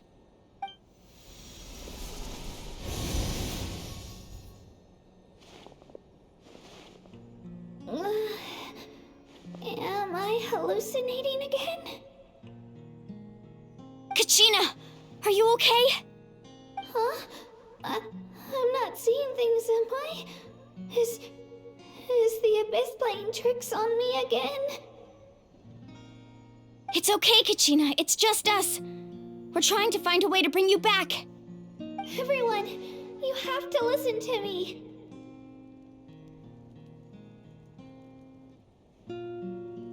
I've been investigating the Night Kingdom this entire time, and I figured out what's wrong.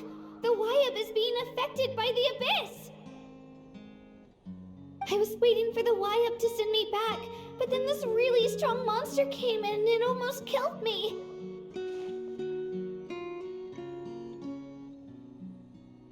The Wyab saved me, even though its power is weakening, so I've been hiding from the monsters while trying to find a way to help.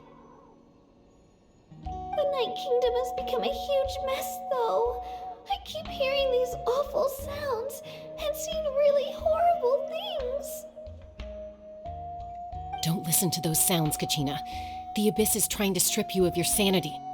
All you need to do is stay safe and wait for us. We'll be there shortly. It's okay.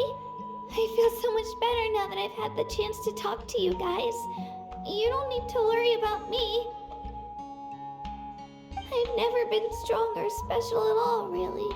So I don't blame anyone for forgetting about me or leaving me behind.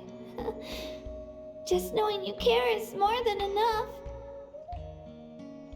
I'll find a way back. You don't have to put yourselves in danger to come rescue me. You're always like this, Kachina. Now's not the time to act tough. We're coming for you, and that's final. I don't know what lies the Abyss has been feeding you, but I'll tell you something right now. Nobody here sees you as a burden. You're a victor of the Night Warden Wars, a hero of Natlan. All you need to do is wait for us to rescue you, and you'll get all the applause and recognition you deserve.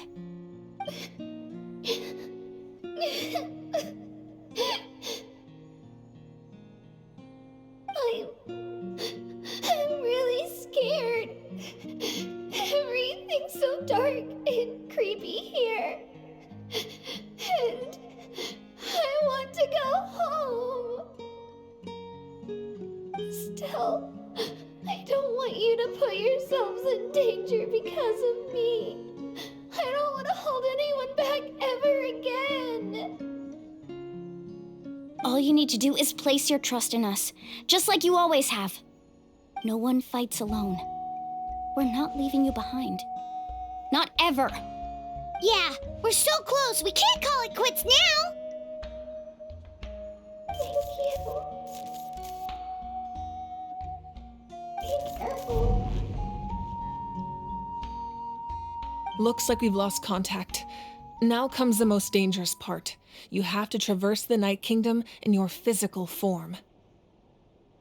This entrance to the Night Kingdom was left behind after an abyssal invasion. Even a brief amount of time inside could expose you to corrosion. I know. I'm prepared for that possibility. All right, then I wish you all the best. I'll tell Koichi to be ready just in case. She's very experienced in dealing with abyssal corruption. That face you just made. Don't tell me you two got into another argument. No, I just feel bad for creating more work for her. I'll go with them too, Archon. The more people, the stronger the party. Thank you so much for your help, everyone. It really means a lot that you're willing to brave these dangers with me. And there's no time to lose, so let's get going. Now that I've lost my power, I won't be able to provide much practical support. But I can still keep an eye on the situation from here. Eon-san, I know it's unlikely, but if you encounter a situation you can't handle... That won't happen. I hope not.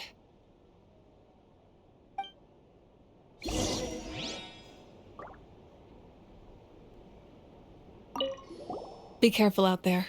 I'll observe the situation from here.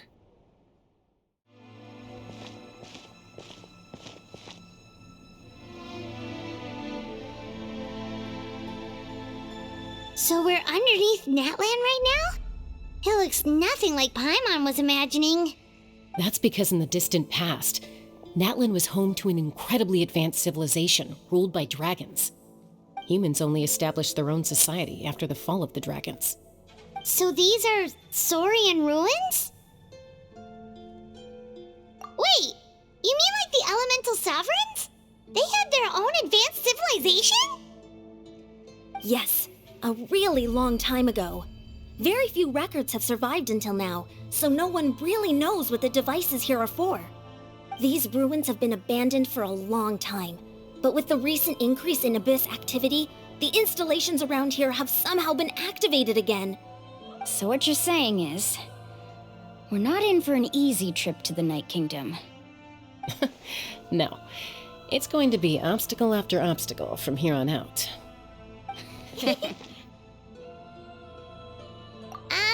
Why are you all laughing like that? It's creeping Paimon out. It's the pre-adventure excitement kicking in, right guys? Of course. I'm eager to get started. Then let's go. We won't let anything stand in our way.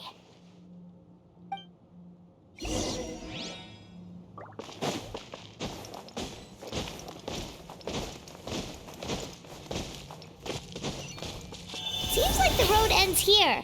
How should we get across? As a professional trainer, I think you could stand to build up your endurance, Paimon. Professional trainer? Paimon thought you were a warrior from the Collective of Planning. Well, that goes without saying. But I actually work as a sports coach. I provide professional guidance for many of Natlan's popular sports. And Those guys look familiar. We've fought them before. Let's go. Show no mercy.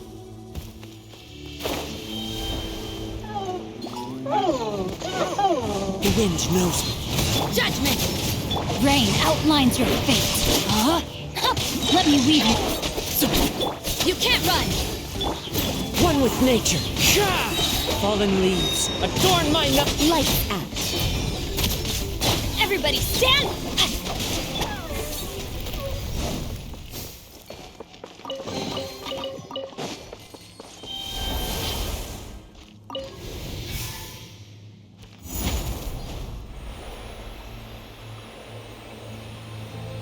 Oh, the place we need to go seems really high up.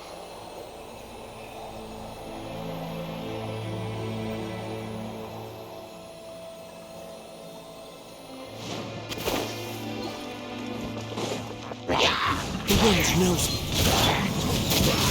Rain outlines your fate. Time to go. Rain cutter. Punishment. As one with wind and cloud.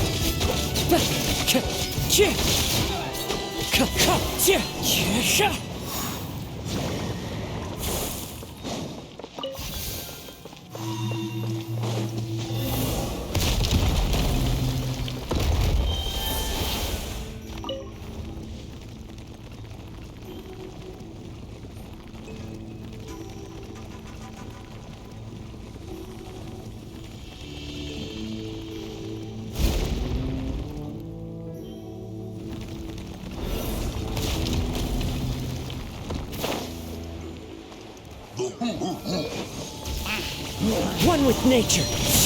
Going in! No, my sword! Witness the power of Gugwa! Wind strider. Lights out! Fallen leaves adorn my night. Time to go. Teamwork is dreamwork! Yeah!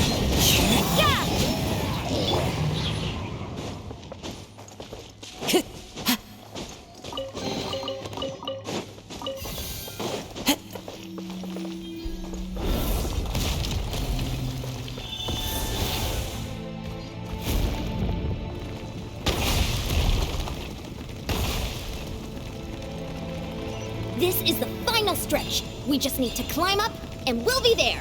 Nothing to it. Easy for you to say.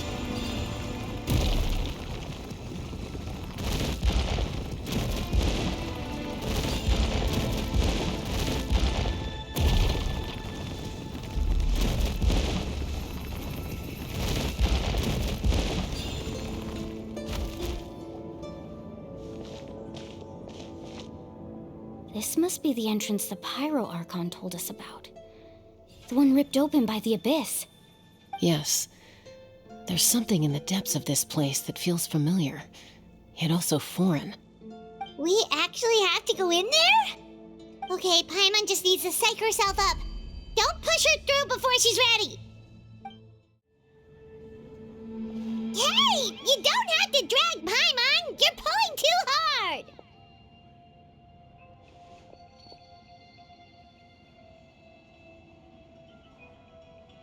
Looks like we made it. This is the Night Kingdom.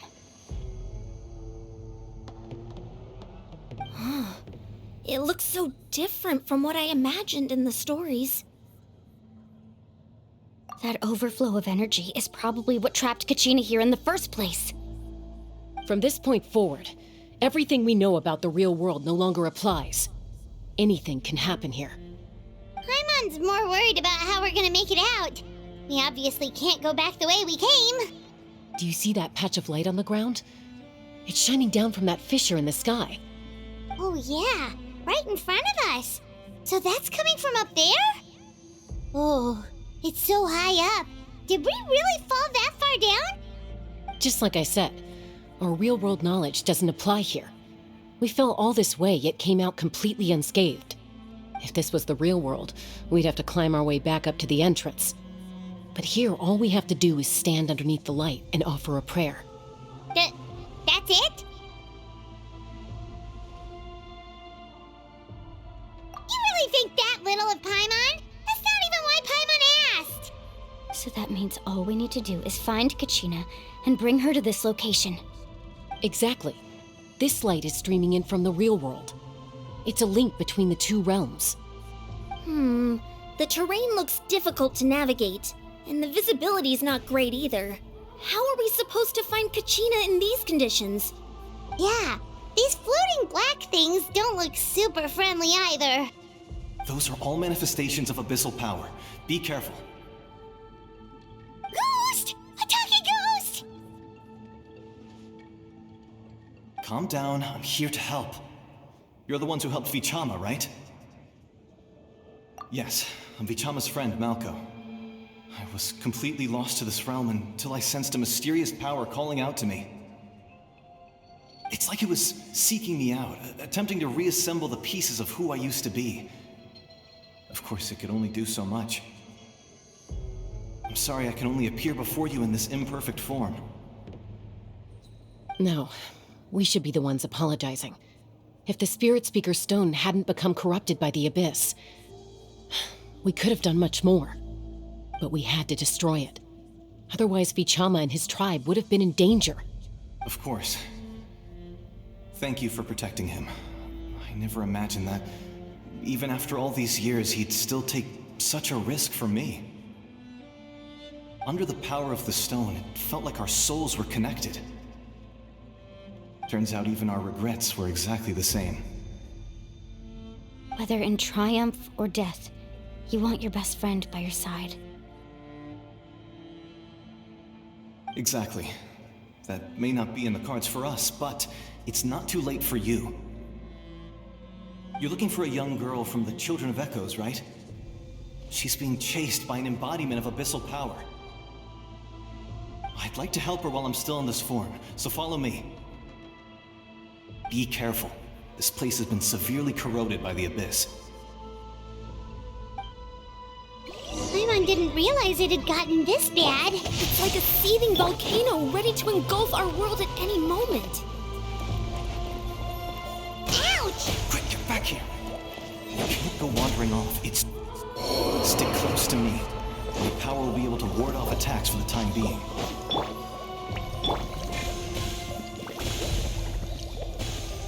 No, my sword!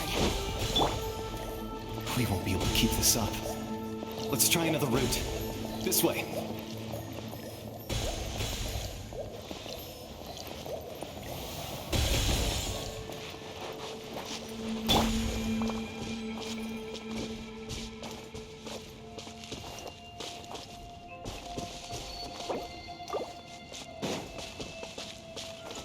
Not good. More monsters. We shouldn't waste our time on them. Time to... As one with wind and cloud! Wind Strider!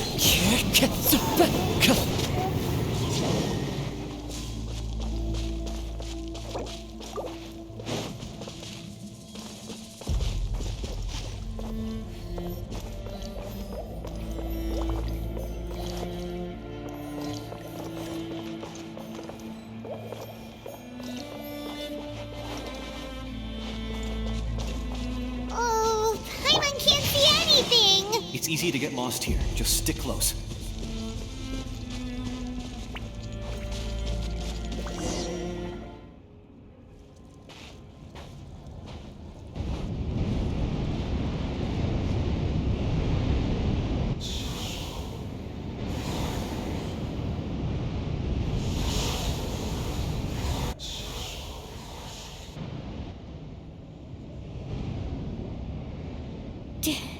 Did you hear that? What? Never mind. It was probably just my imagination. Don't scare Paimon like that! I heard it too. It was a voice from the Abyss. What did it say? Doesn't matter. It certainly doesn't harbor good intentions.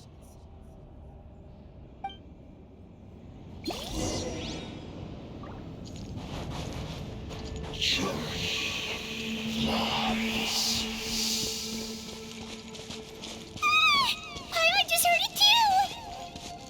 Let's keep going. Paimon wants to get out of this place!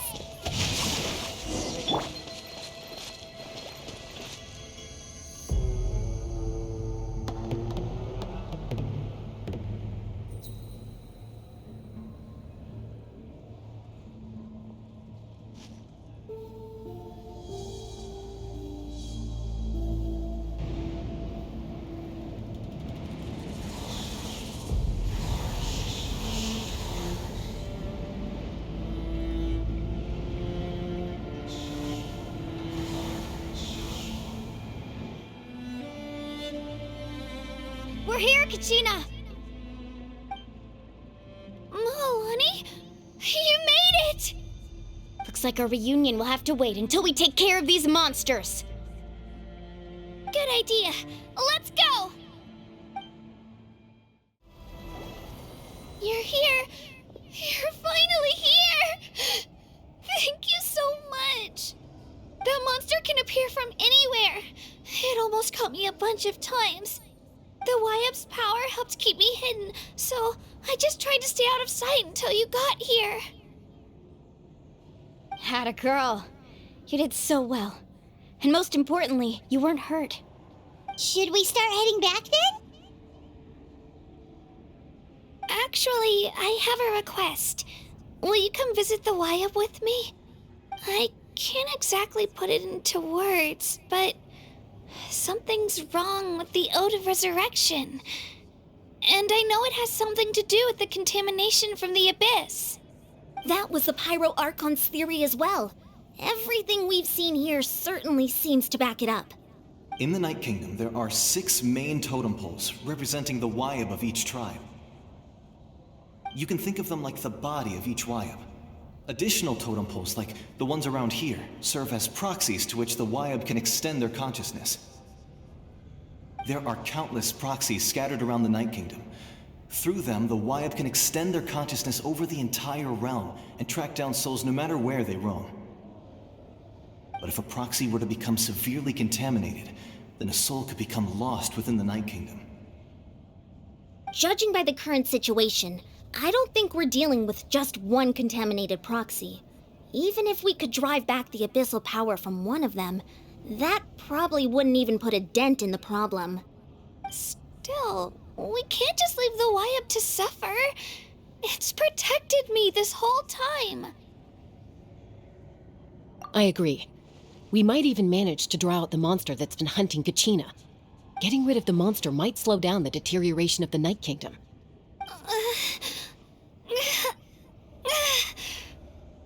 Kachina? What's wrong? Nothing. Just a headache. And that voice again, telling me to abandon the Wyap and leave this place. Maybe we really should leave. Kachina's already been here for too long. No, I'm fine. I don't plan on listening to that nonsense. I can hold on. Just up ahead.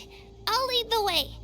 Besides, I can still fight, so please, help me out a little longer. Listen to me, Kachina. We'll come with you, but that's because we want to help the Wyap, not because we have something to prove. You don't have anything to prove either. It's okay if you reach your limit. We'll be there for you. All right. The sooner we get this done, the better. We've already come all this way, so we might as well try to get to the bottom of this. Let's go. This way. I'll stay here and try to stall the Abyss monster. All by yourself? That's too dangerous. It's all right. I may not be as strong as that monster, but I'm definitely more familiar with the area. Besides, I don't have much time left. If you're anything like my friend, I'm sure you're not particularly fond of goodbyes. So go. Achieve your goal, and return to the world where you belong. Thank you for everything. You're a true hero. Thank you. No one fights alone.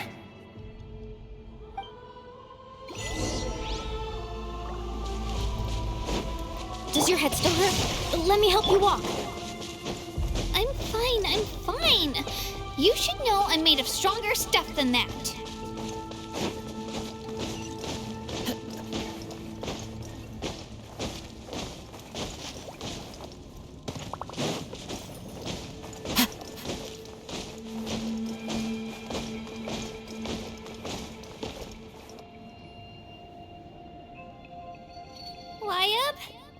Wyap!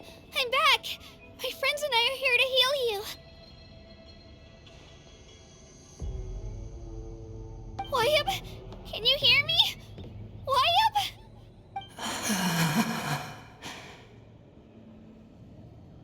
Oh, we were right. The contamination is already too severe. It's preventing the Wyab from answering our calls. Alright, get ready, everyone. Time to purge the abyssal energy from this place.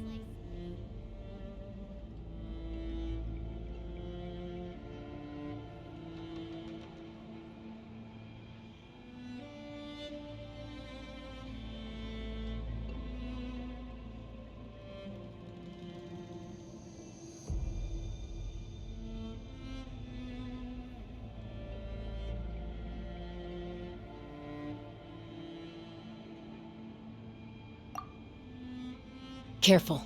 We've got company. Already? You really think that puny soul could slow me down? Courage in the face of futility is pure folly. He tried to get in my way, so I disposed of him. You killed Malcolm? He would have dispersed with or without me. Rather than worrying about him, I would urge you to focus on yourself. You may have defeated others of my kind in the past, but underestimate me now, and it will be to your peril. No, the power of the Abyss is intoxicating. The destruction it seeks captivates like a masterful work of art. I strive only for the opportunity to see it up close. I thought this naive little girl was an exception, but it turns out humanity is full of lambs willing to offer themselves up to the slaughter. That is the tragedy of your short lives. You understand nothing of all-encompassing power. Ancient names, pride, friendship, all empty ideas invented to give you a false sense of self-worth. They possess no power at all. The Pyro Archon created those grandiose ideals out of pure selfishness. Anything to avoid sharing power. Anything to avoid handing over the primordial gift to ordinary people like you. Don't believe me? Then ask yourself, why is the Pyro Archon strong beyond measure, while you, Kachina, remain so pathetically weak?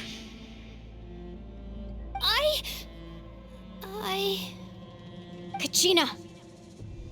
Give me your hand.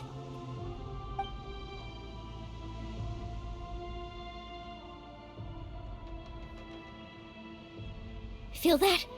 I'm right here next to you. Thanks, Moalani. You're right. I have nothing to fear. Because I'm not alone anymore. You're right. Maybe comforting ideals don't have any power. But you also couldn't be more wrong. You've never had to work for your own strength, so you will never understand the true source of our power. What? The courage we have to stand before you and not back down? It comes from our friendship. The power lies not in the ideal itself, but in our commitment to upholding that ideal, and in our decision to stand together and fight! Well said! Let's go, Kachina. It shouldn't take more than 2 of us to handle an enemy like this. Sorry in advance, but you deserve what's coming to you! There aren't many in Natlana who can beat us when we're together. It's time he got a taste of that kind of power. We won! We actually won! That's what he gets for underestimating you two. Fantastic work, Kachina! Absolutely fantastic!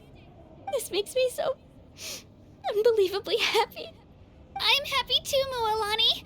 Together we really are unstoppable!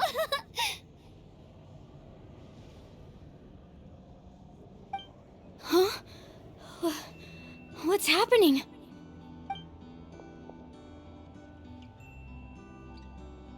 My ancient name is glowing? But I thought I didn't bring it with me.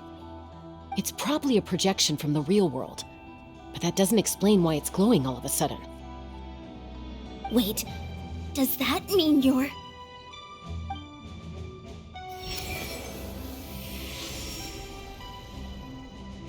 That was a bold move, diving headfirst into the fire to save your friend, especially in a place so overrun with abyssal corruption.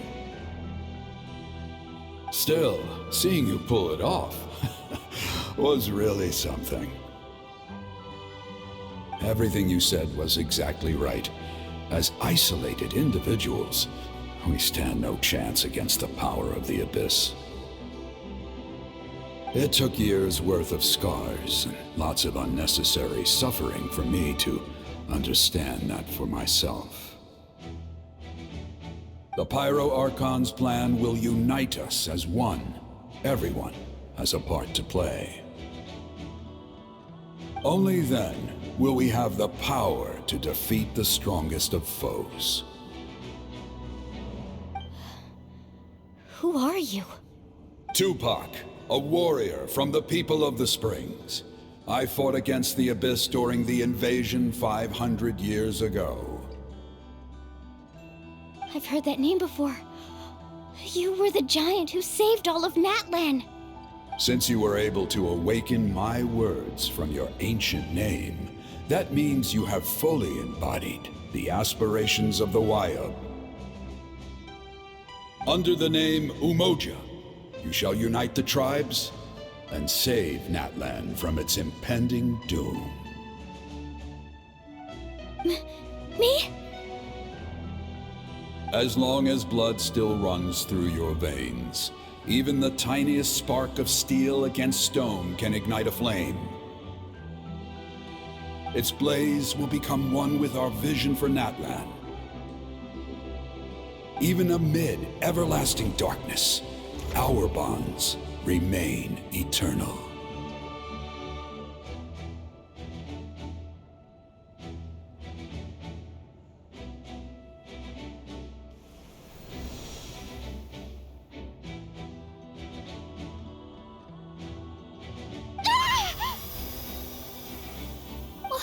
What's wrong, Moalani? So many memories. My brain was just flooded with everything he once knew. So that's what happened. What do you mean? Did you just figure something out? 500 years ago, they foresaw the very crisis we're facing now. Efforts to save Natlan started all the way back then. We can go over the details once we get back. We shouldn't linger here longer than we have to. I know bits and pieces, but I had no idea Mualani was also part of the plan. This sounds like something that's going to need a lot of explaining. Let's focus on saving the Wayub first.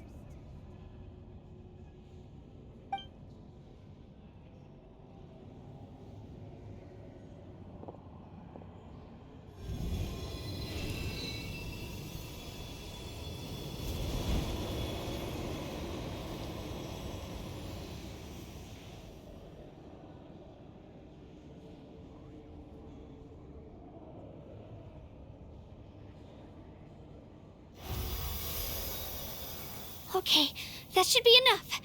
Wayub? Wayub? Can you hear me?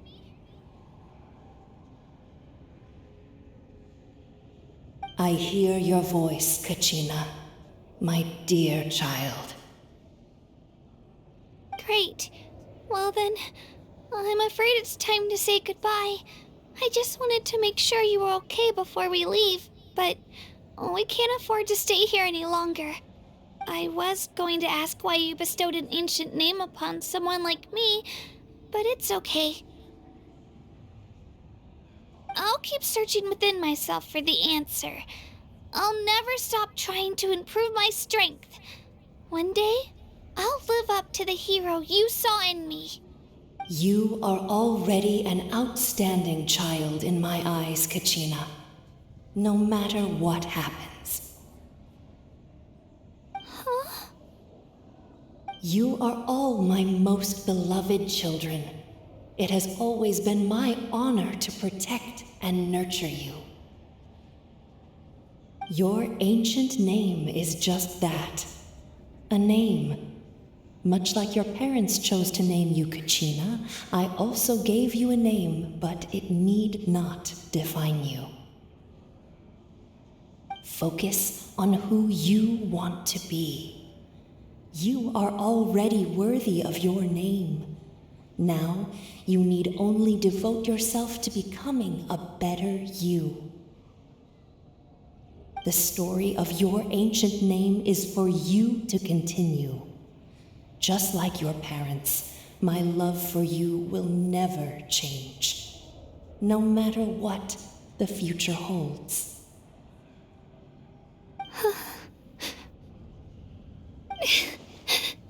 Thank you, Wyatt.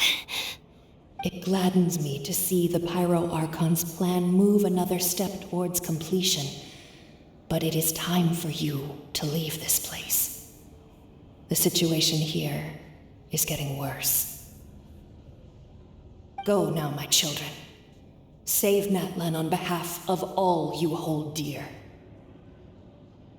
I know we've never met before, Wyatt, but I just wanted to say thank you for encouraging Kachina. It was exactly what she needed to hear. Whoa! What's going on? An earthquake? We're out of time. It's the power of the Abyss. Quick, we need to run!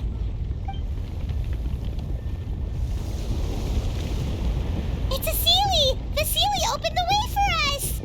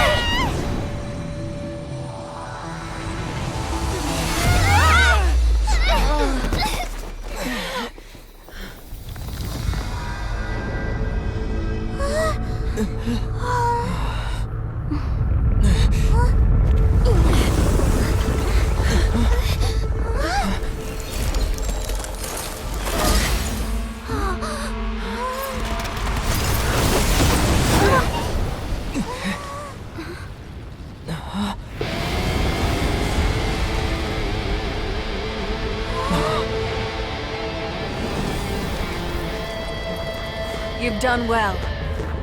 Now come home.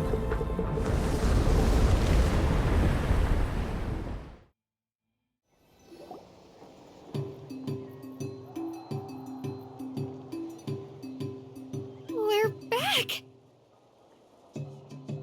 The Pyro Archon saved us.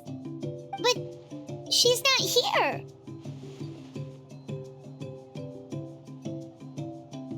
Yeah, didn't she say she used it all up?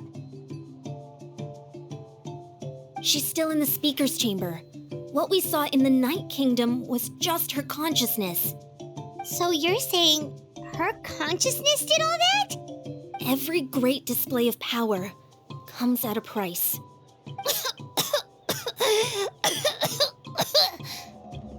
You must feel terrible, Kachina. Just hold on. We'll get you to a doctor soon. Let's get back to the stadium. The Pyro Archon said she'd have a doctor waiting for us. I recommend getting a full checkup, just to make sure no damage gets left behind. feels okay. What about you, Traveler? Right. You always seem to do pretty well against the Abyss. Let's get going. We need to share what we learned in the Night Kingdom as well. Right. The YUP mentioned something about the Pyro Archon's plan. What is it exactly? I'll let her explain everything. We're all a part of the plan now. Every move we make from here on out will decide Natlan's ultimate fate. Huh. There's a lot less stuff here than before. It's good to see you all here in one piece. I know you must have a lot of questions, but let Koichi check you over first. It's best not to let any lingering effects of the Abyss go untreated. Thank goodness you made it back. I came here as soon as the Pyro Archon told me about your plan. Take a seat, everybody. I'll examine you one by one.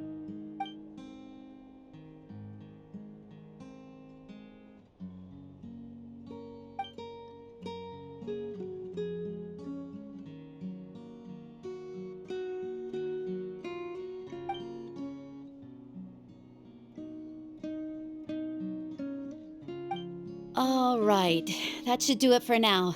But just to be safe, I'll perform another checkup in a couple of days. I have to say, though, I've never seen anyone react to the Abyss like you, Traveler. It's like you're completely immune to its power. He always has been special like that. He can even purify its power. Wait, now that you mention it, Paimon doesn't think she's affected either.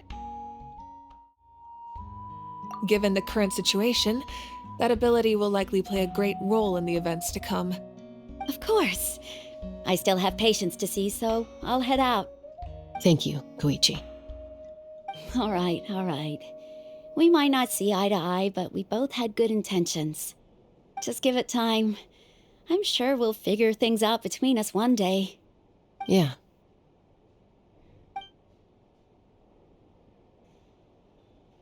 All right. There's so much to discuss, I don't even know where to begin. You've seen it for yourselves now.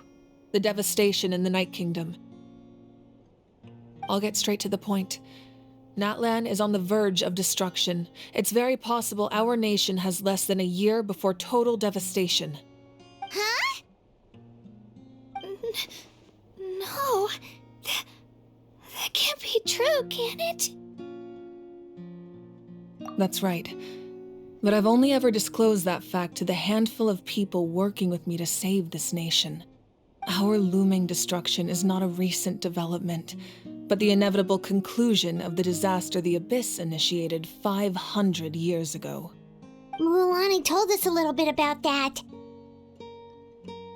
500 years ago, all the nations of Teyvat were invaded by the Abyss. Unlike the other nations, Natlan never had stable and deep-rooted ley lines, so we suffered the worst of the invasion. The battle against the Abyss was exceedingly long and brutal. In the end, victory came at the cost of our civilization and countless lives. Even then, it took centuries of solving the disasters caused by the Abyss to finally achieve the peace we know today. And still, this is but a superficial victory. The forces of the Abyss have merely been driven back underground. Their threat to Natlan remains as real as ever. I'd never have guessed. The problems plaguing the Night Kingdom are all the more complicated because that realm is essentially functioning as Natlan's ley lines.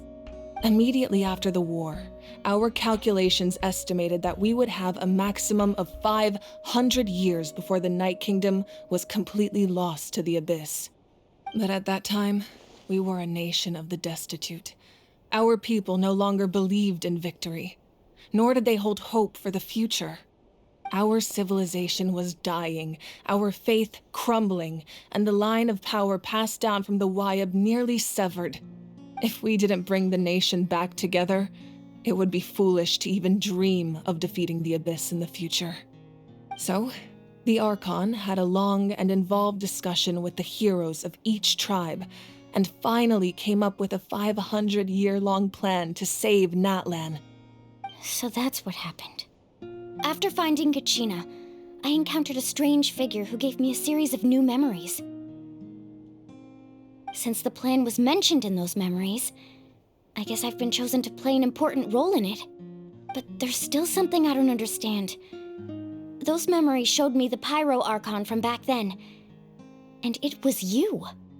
Huh? But that doesn't make any sense. The Pyro Archon is supposed to be human. It's impossible for a human to live that long. That's right. The hardest thing for humans to overcome has always been time. Or rather, the natural limitations of our lifespan. A god can extend a human's life by using a certain amount of divine power, or subjecting them to a curse. But, as we all know, Natlana doesn't have gods like that. We can only rely on our own methods. A human life is like a flame destined to be extinguished. 500 years ago, I placed my life within the sacred flame. Only by dying before my time could I have the chance to wake up again. So, in other words, this is your second life? Yes. We only managed to defeat the Abyss all those years ago because the tribes came together as one. If the Natlana of the future was to have a fighting chance, the Pyro Archons that came after the war had to rebuild the decimated tribes. The goal was to reunite the people and restore the strength of each tribe's Wayab. Once a tribe was back to its full strength, the tribe's Wayab would select a hero, indicating the tribe was once again ready for war. The Chosen would then stand by my side in defense of our nation, just like great heroes of old 500 years ago. So that means I'm one of the Chosen? That's right. You bear the ancient name Umoja, the same one held by the hero from your tribe 500 years ago. It means unity. After your adventure in the Night Kingdom, I trust you've come to fully understand the meaning of that name. So in other words, you always knew who the Wayab were going to pick from each tribe? Yes. According to the plan, each tribe was supposed to have been fully restored by the time I awoke. But something went wrong along the way. The 6 heroes successfully inherited the ancient names from 500 years ago, but the intel regarding the plan wasn't passed on to them. Once again, it comes down to the deterioration of the Night Kingdom. Communication between the Sacred Flame and the Wayab has been blocked. Just like how the Ode of Resurrection failed to bring Kachina back. Exactly. It's just another tactic the Abyss is using against us. The Abyss may not possess intelligence, but its methods certainly aren't easy to counter. If we want to unblock that information from being passed on, my presence alone isn't enough. The ancient name-bearer must establish a greater connection to their name. So, I've tried my best to help them from the sidelines. Currently, Shalonin of the Children of Echoes, Kinich of the Scions of the Canopy, and Iansan of the Collective of Plenty have all been acknowledged by their names. During your adventure, you too earned the acknowledgement of your Wayab, Mualani. In the process, you gained the memories stored within your name. Well, we have less than a year! Yes, but we have no choice. We cannot start the plan until all the heroes have been gathered. That's also why I haven't been able to take action despite the urgency of the situation. But if you knew this whole time, why didn't you just tell me about my role in all this? Wouldn't that make everything go a lot faster? Perhaps, but the opposite could also be true. Knowing your destiny too early could mean failing to realize your full potential. Just like your determination to save Kachina, I hope your commitment to this endeavor comes from your own strength of will, rather than a sense of obligation. So I suppose you're not going to tell us who the final 2 heroes are then? That's right.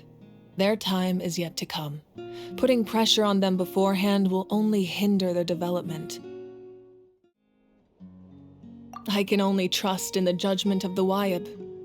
I have never believed I could solve this crisis alone. In fact, it was precisely because I chose to trust and rely on others that we managed to get this far. Natlan's salvation lies not in its Archon or any singular individual, but in us all. You're quite perceptive, aren't you? I thought I might get away with avoiding the topic. Huh? Oh, right! All of a stuff you stored here before. Where did it all go? Even though I sacrificed my power, I still needed a contingency plan to ensure you would make it back from the Night Kingdom. After all, I was the one who allowed you to take that risk, and Mualani has an important role to play in my plan. In addition to their sentimental value, the items I stored here held a much more important purpose: fuel. Fuel? So back then, that's why you... Yes. The stories embodied by those items are certainly important, but there's an even more significant trait they all share. Every item belonged to a hero of Natlan.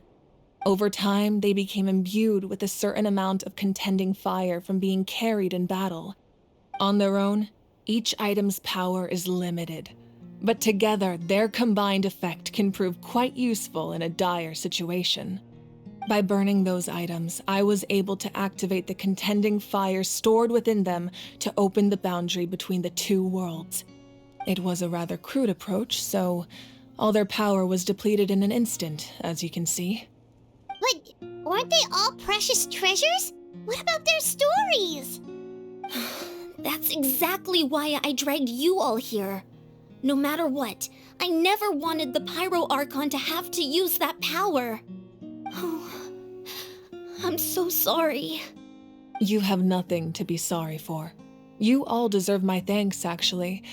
If you hadn't saved the totem pole, that area of the Night Kingdom would have been forever lost to the abyss. And then, it would only be a matter of time before the Children of Echoes was met with disaster. Besides, when those heroes entrusted their belongings to me, or the Pyro Archon of their time, it was out of a desire to contribute to Natlan's survival.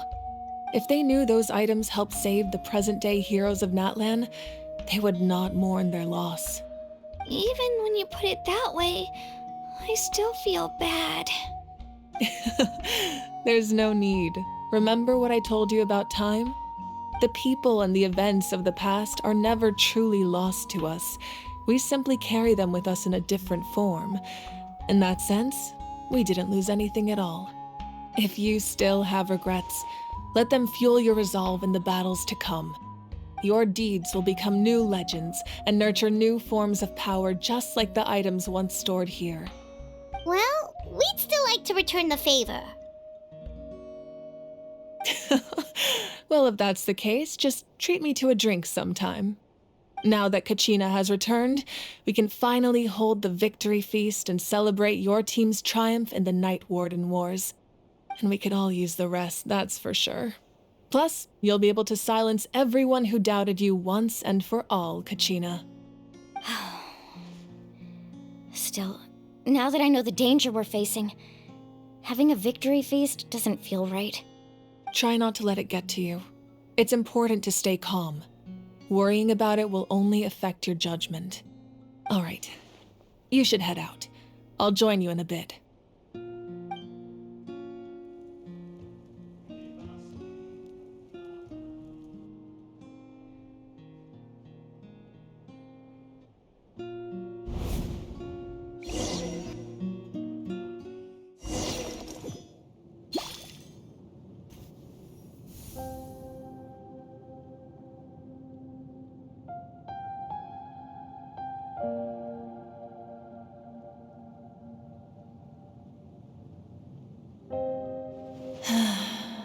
When I was young, I used to sit by the hot springs and listen to the stories of warriors from all over Natlan.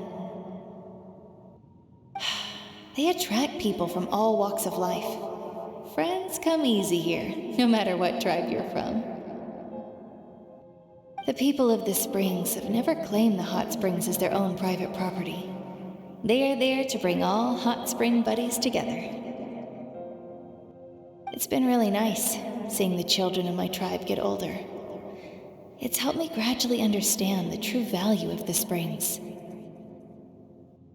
I've witnessed their energy, their determination, their absolute passion for life.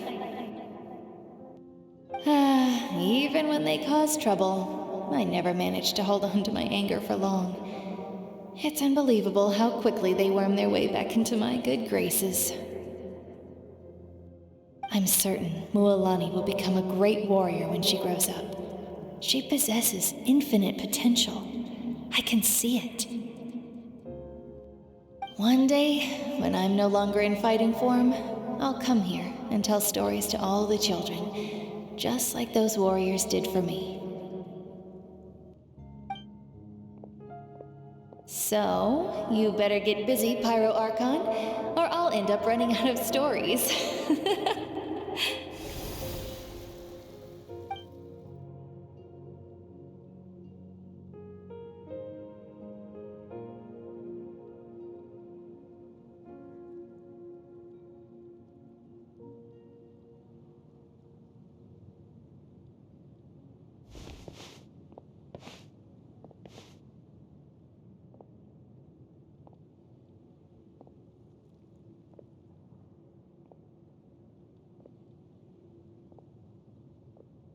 Our nation is engulfed in darkness. Our tribes stand divided, and yet you promise victory in the distant future. The Abyss is a cunning enemy, one that I faced in battle many times. Were that not the case, I would never understand exercising this degree of caution. My rage will never know absolution, and my power will no longer aid you in victory. But you came to me because you knew you could convince me with just a single sentence. I understand your choice. The heroes of today will forge the path ahead with blood and fire. Just remember to earn us the victory we are owed. Otherwise, rest assured, I'll find a way to collect the debt. For Natlana.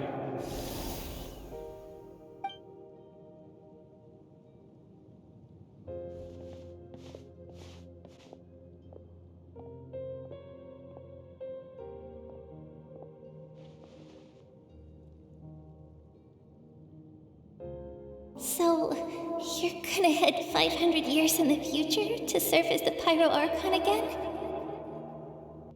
But what about the you from right now? You're just gonna die? You can't ask her those questions and expect her to answer, my dear.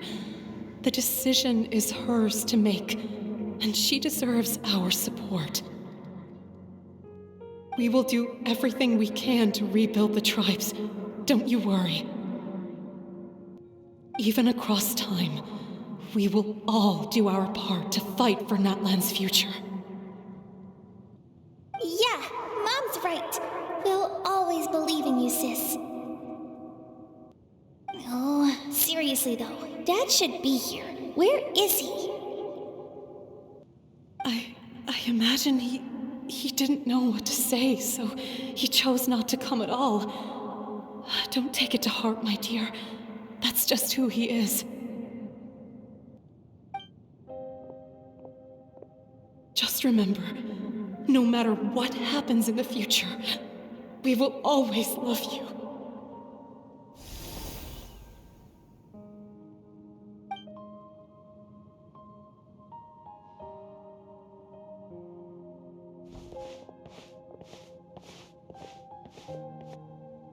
I'll come find you one day. I know I can't live that long, but I'll think of something. There has to be a way for us to meet again one day. If there's an answer out there somewhere, I'm gonna find it. So, don't forget about me.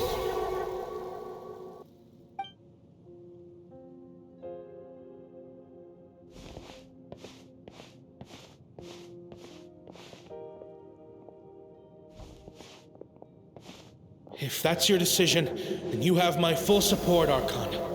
May our children live to see such a lovely son. For Natlan! No one fights alone.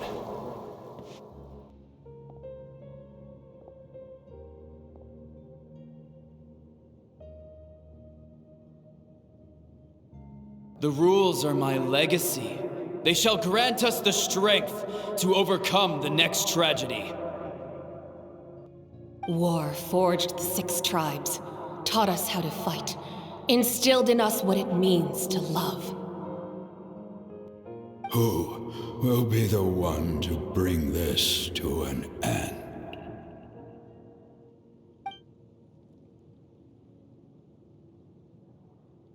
We are the inheritors of memory and legend.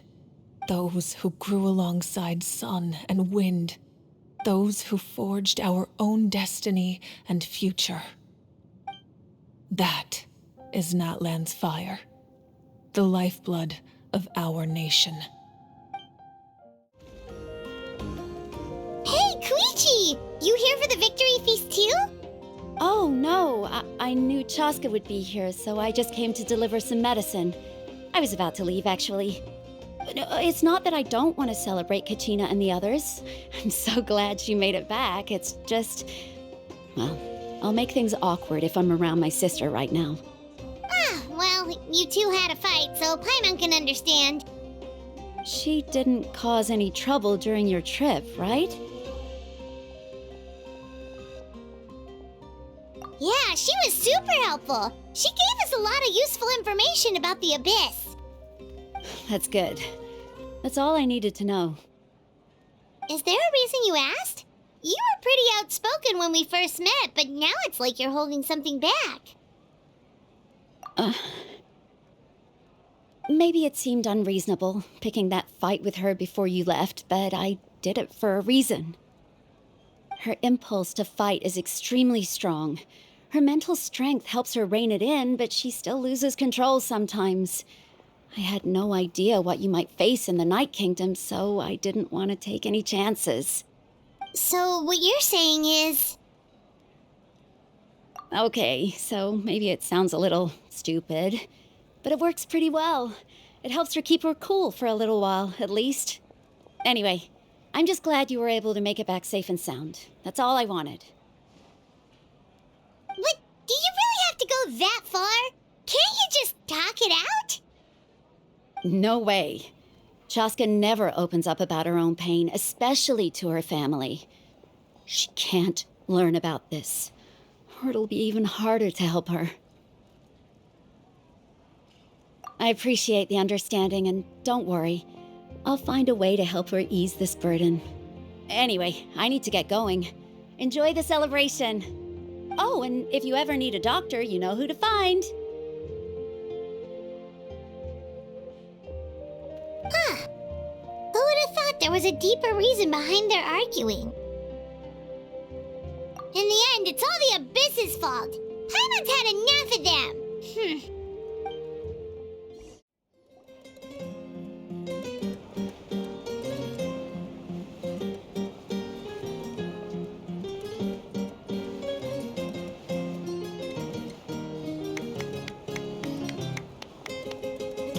Let's give a huge round of applause to our brave young warrior, Kachina!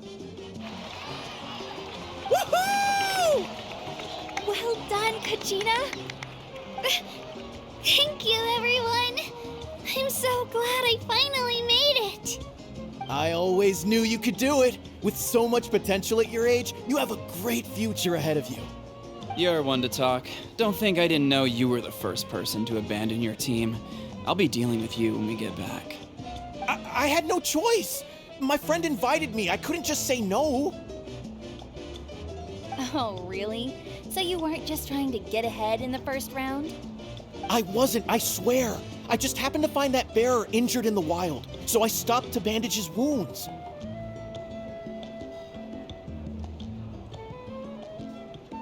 When he insisted on repaying the favor, what was I supposed to do?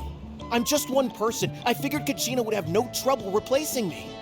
But the fact of the matter is that after your departure, everyone else started thinking about swapping teams too. I'm really sorry, Kachina. It was wrong of us to abandon you like that. It's amazing that you still made it all the way through to the Night Warden Wars. That's the highest honor. So, what about you guys? Did you make it far? Our team captain drank too much the night before the competition and turned up late to the stadium on the day. We got disqualified.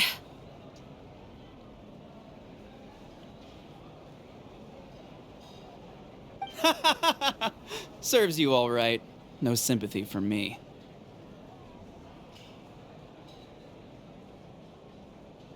All right. There's no need to be like that, Uncle Pakal. Dear friends, I'd like to say a few words. Firstly, I'm grateful to my friends and our great Archon for helping to bring me back. This traveler and his companion Paimon are some of the strongest people I've ever met. If they were allowed to participate in the pilgrimage, I have no doubt that they'd win the whole thing. They've agreed to let me learn from them. With their help, I believe I can become even stronger still. And let's not forget my good friends, Moalani, Chaska, Kanich, and Ayan-san. They all helped the Traveler and Paimon figure out a way to bring me back from the Night Kingdom. They too deserve to be called our heroes, so please give another round of applause for them.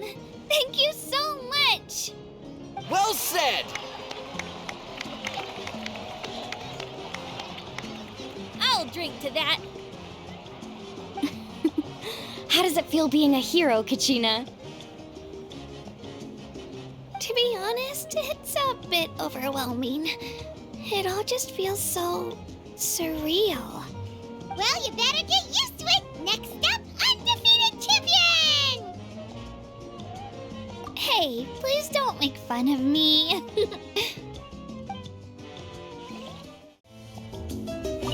My apologies. I knew more than I let on. Everything comes at a price, and most heroes aren't people who set out to become a hero. If you cling too tightly to your goal, you end up losing things that are far more precious. But in any case, we're now on the same page. I wonder how long before the two final heroes appear. From the Flower Feather Clan and the Masters of the Night Wind.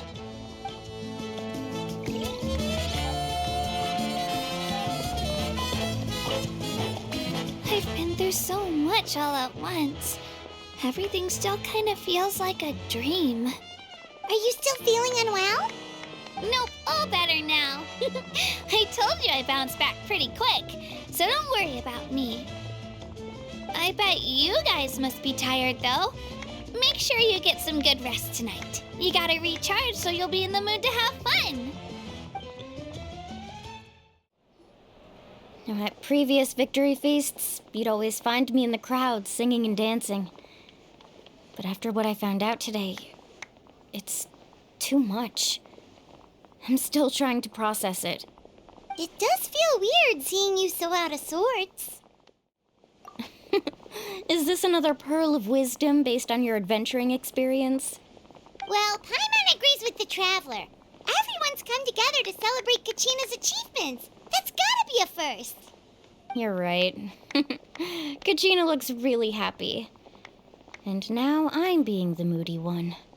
Ugh, enough doom and gloom. Time to shake it off.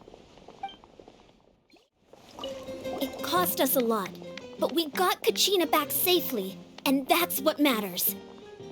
There'll be even tougher challenges coming our way in the days ahead, though. We'll have to train harder, make sure we're in peak condition. That includes you, Paimon. I can do a special one-off session to show you the ropes. Interested? No thanks.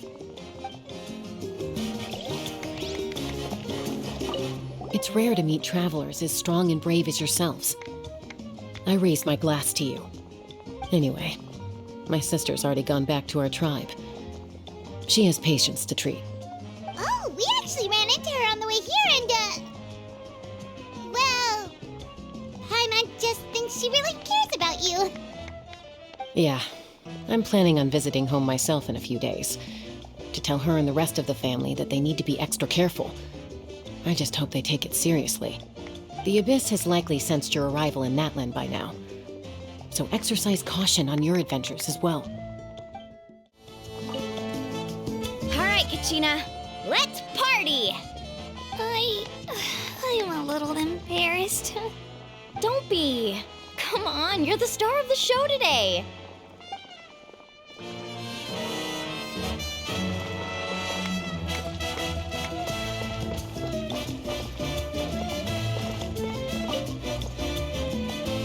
You're here. Have some fruit juice. I got it specially for you two. How did you know? That's Paimon's favorite! You look like you've still got questions. Ask away. Because they had their own lives to live. The thought of telling them, abandon your families and everyone you love, and come with me to the end of time, for in 500 years Natlana will be destroyed, it seemed too cruel. You could just as easily point out that everything in this world would come to an end eventually. But life is short, and beyond a point, it just doesn't seem real. Imagine if I said, let's leave right now, and go save the sun because it'll flame out in a few million years. It would sound quite ridiculous. I couldn't make them shoulder that burden with me. Besides, every generation will have its heroes, this one included. The plan could still work without them. Or, of course, without me. But since I was the one who came up with the plan, I felt duty-bound to see it through to the end. Paimon's suddenly remembering that portrait in your room. Was that your family from back then? Yes, it was. So when you asked me who my sister grew up to be, the truth is that very little information survives. From what I've been able to piece together, I can conclude with a reasonable degree of confidence that she ended up as an architect and artist. She played an instrumental role in rebuilding the scions of the Canopy tribe, designing and building many houses. But of course, none of her buildings are around anymore. Still, it was an impressive achievement, and I'm very proud of her. You feel loss keenly. It seems to stir up feelings of regret in you. But this is something I have long since come to terms with. This is a war, and there can be no war without loss. I am already far more fortunate than those who lost their lives to the abyss. The people of Natlana look to me as their Archon, and the weight of their expectations is mine to bear. I must see our fate through to the very end, no matter what I may find there. Yeah, doesn't that mean the way everything ends has already been written, including your plan? I suppose, but so what? Don't forget, time takes many forms. The past, present, and future coexist, and all are equally important. Even if the future ends in destruction, there's still no reason to give up on the here and now. And it's precisely because we humans cannot know our fate that we will never give up on our struggle. This is a pivotal moment. We are still 2 heroes short. Well, 3 to be precise. There's one further hero who I'm hoping to get on my side, whatever it takes. Your resistance to the corrupting power of the Abyss is truly remarkable. It would easily make you an all-important figure in the upcoming battle. If you agree to join us, you will not only gain my full support in your journey, but I will also forge a brand new ancient name for you. Ancient names can be forged? They can. Several strict conditions must be met, but if they couldn't be forged at all, then the number of them in circulation would have long dwindled to 0. Possessing an ancient name would mean that your adventures in Natlana are recorded in full. Your stories would be remembered by our people for all the years to come. The Ode of Resurrection may have temporarily lost its power, but still, take this as my personal guarantee that I shall never let you fall. Just like in the Night Kingdom, I will be there for you. That is a promise I will fulfill at all costs. This nation always honors its heroes. Yeah, we can't just ignore the situation here. Wonderful. Then I'll reach out to Shilonin right away. She's the one who will forge the name. We've never forged an ancient name for an Outlander before, but I trust she'll find a way.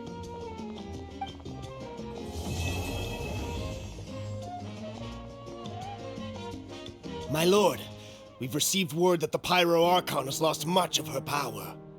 Although your injury complicates things, this is most certainly the opportune time to seize the Gnosis. Victory and defeat are rules, not outcomes. I have never taken advantage of an opponent in a time of weakness, and I don't intend to start now. As for you, I must confess, I did not expect that little trick of yours to save the day. No matter how dense the fog, as long as the sun remains, we cannot turn day into night. She could have dispelled it. She simply chose not to. You don't have much time, and you're injured on top of that. What do you plan to do next? I'm beginning to see just how useful you may turn out to be. You heard something from here, didn't you?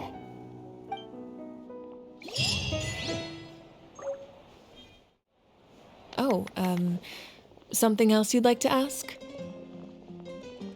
Well, our intel suggests he hasn't made any new movements yet, although Kenichi's investigation helped us confirm that he's being aided by someone from the Masters of the Nightwind. I'm getting closer to narrowing down who that may be, but it's still unclear whether this person aided the captain out of willingness or coercion. If you learn anything about this during your adventures, please let me know. Oh, something else you'd like to ask?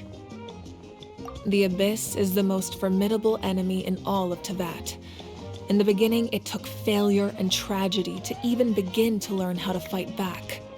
All of the methods you've seen in other nations were developed based on experience and insight passed down over generations. We know them to work, but few of us actually understand why. It's the same for the method we use here in Natlan. Ever since ancient times, elemental energy has been one of our most reliable weapons against the Abyss. As for the principles behind it, I'm afraid you might have to seek answers from someone older than the position of Pyro Archon itself. Oh, something else you'd like to ask? That also comes down to the long-standing effects of the Abyss. Our people's survival is inextricably tied to the Wyab, but their power has its limits. They cannot offer our people the same degree of protection outside our borders. In fact, people who do decide to leave often suffer from memory loss and emotional issues. Everyone in Natlan understands this. That's why our people never leave without a good cause. Even if someone is left with no choice, the chief of their tribe must seek approval with the Wyab to grant them leave. And the Wyab have always been very strict about granting that approval, since extending protection beyond our borders means consuming power reserved for our fight against the Abyss. Still, there's no need to worry. The Wyab extend their protection to all within Natlan, including visitors from afar. Oh, something else you'd like to ask?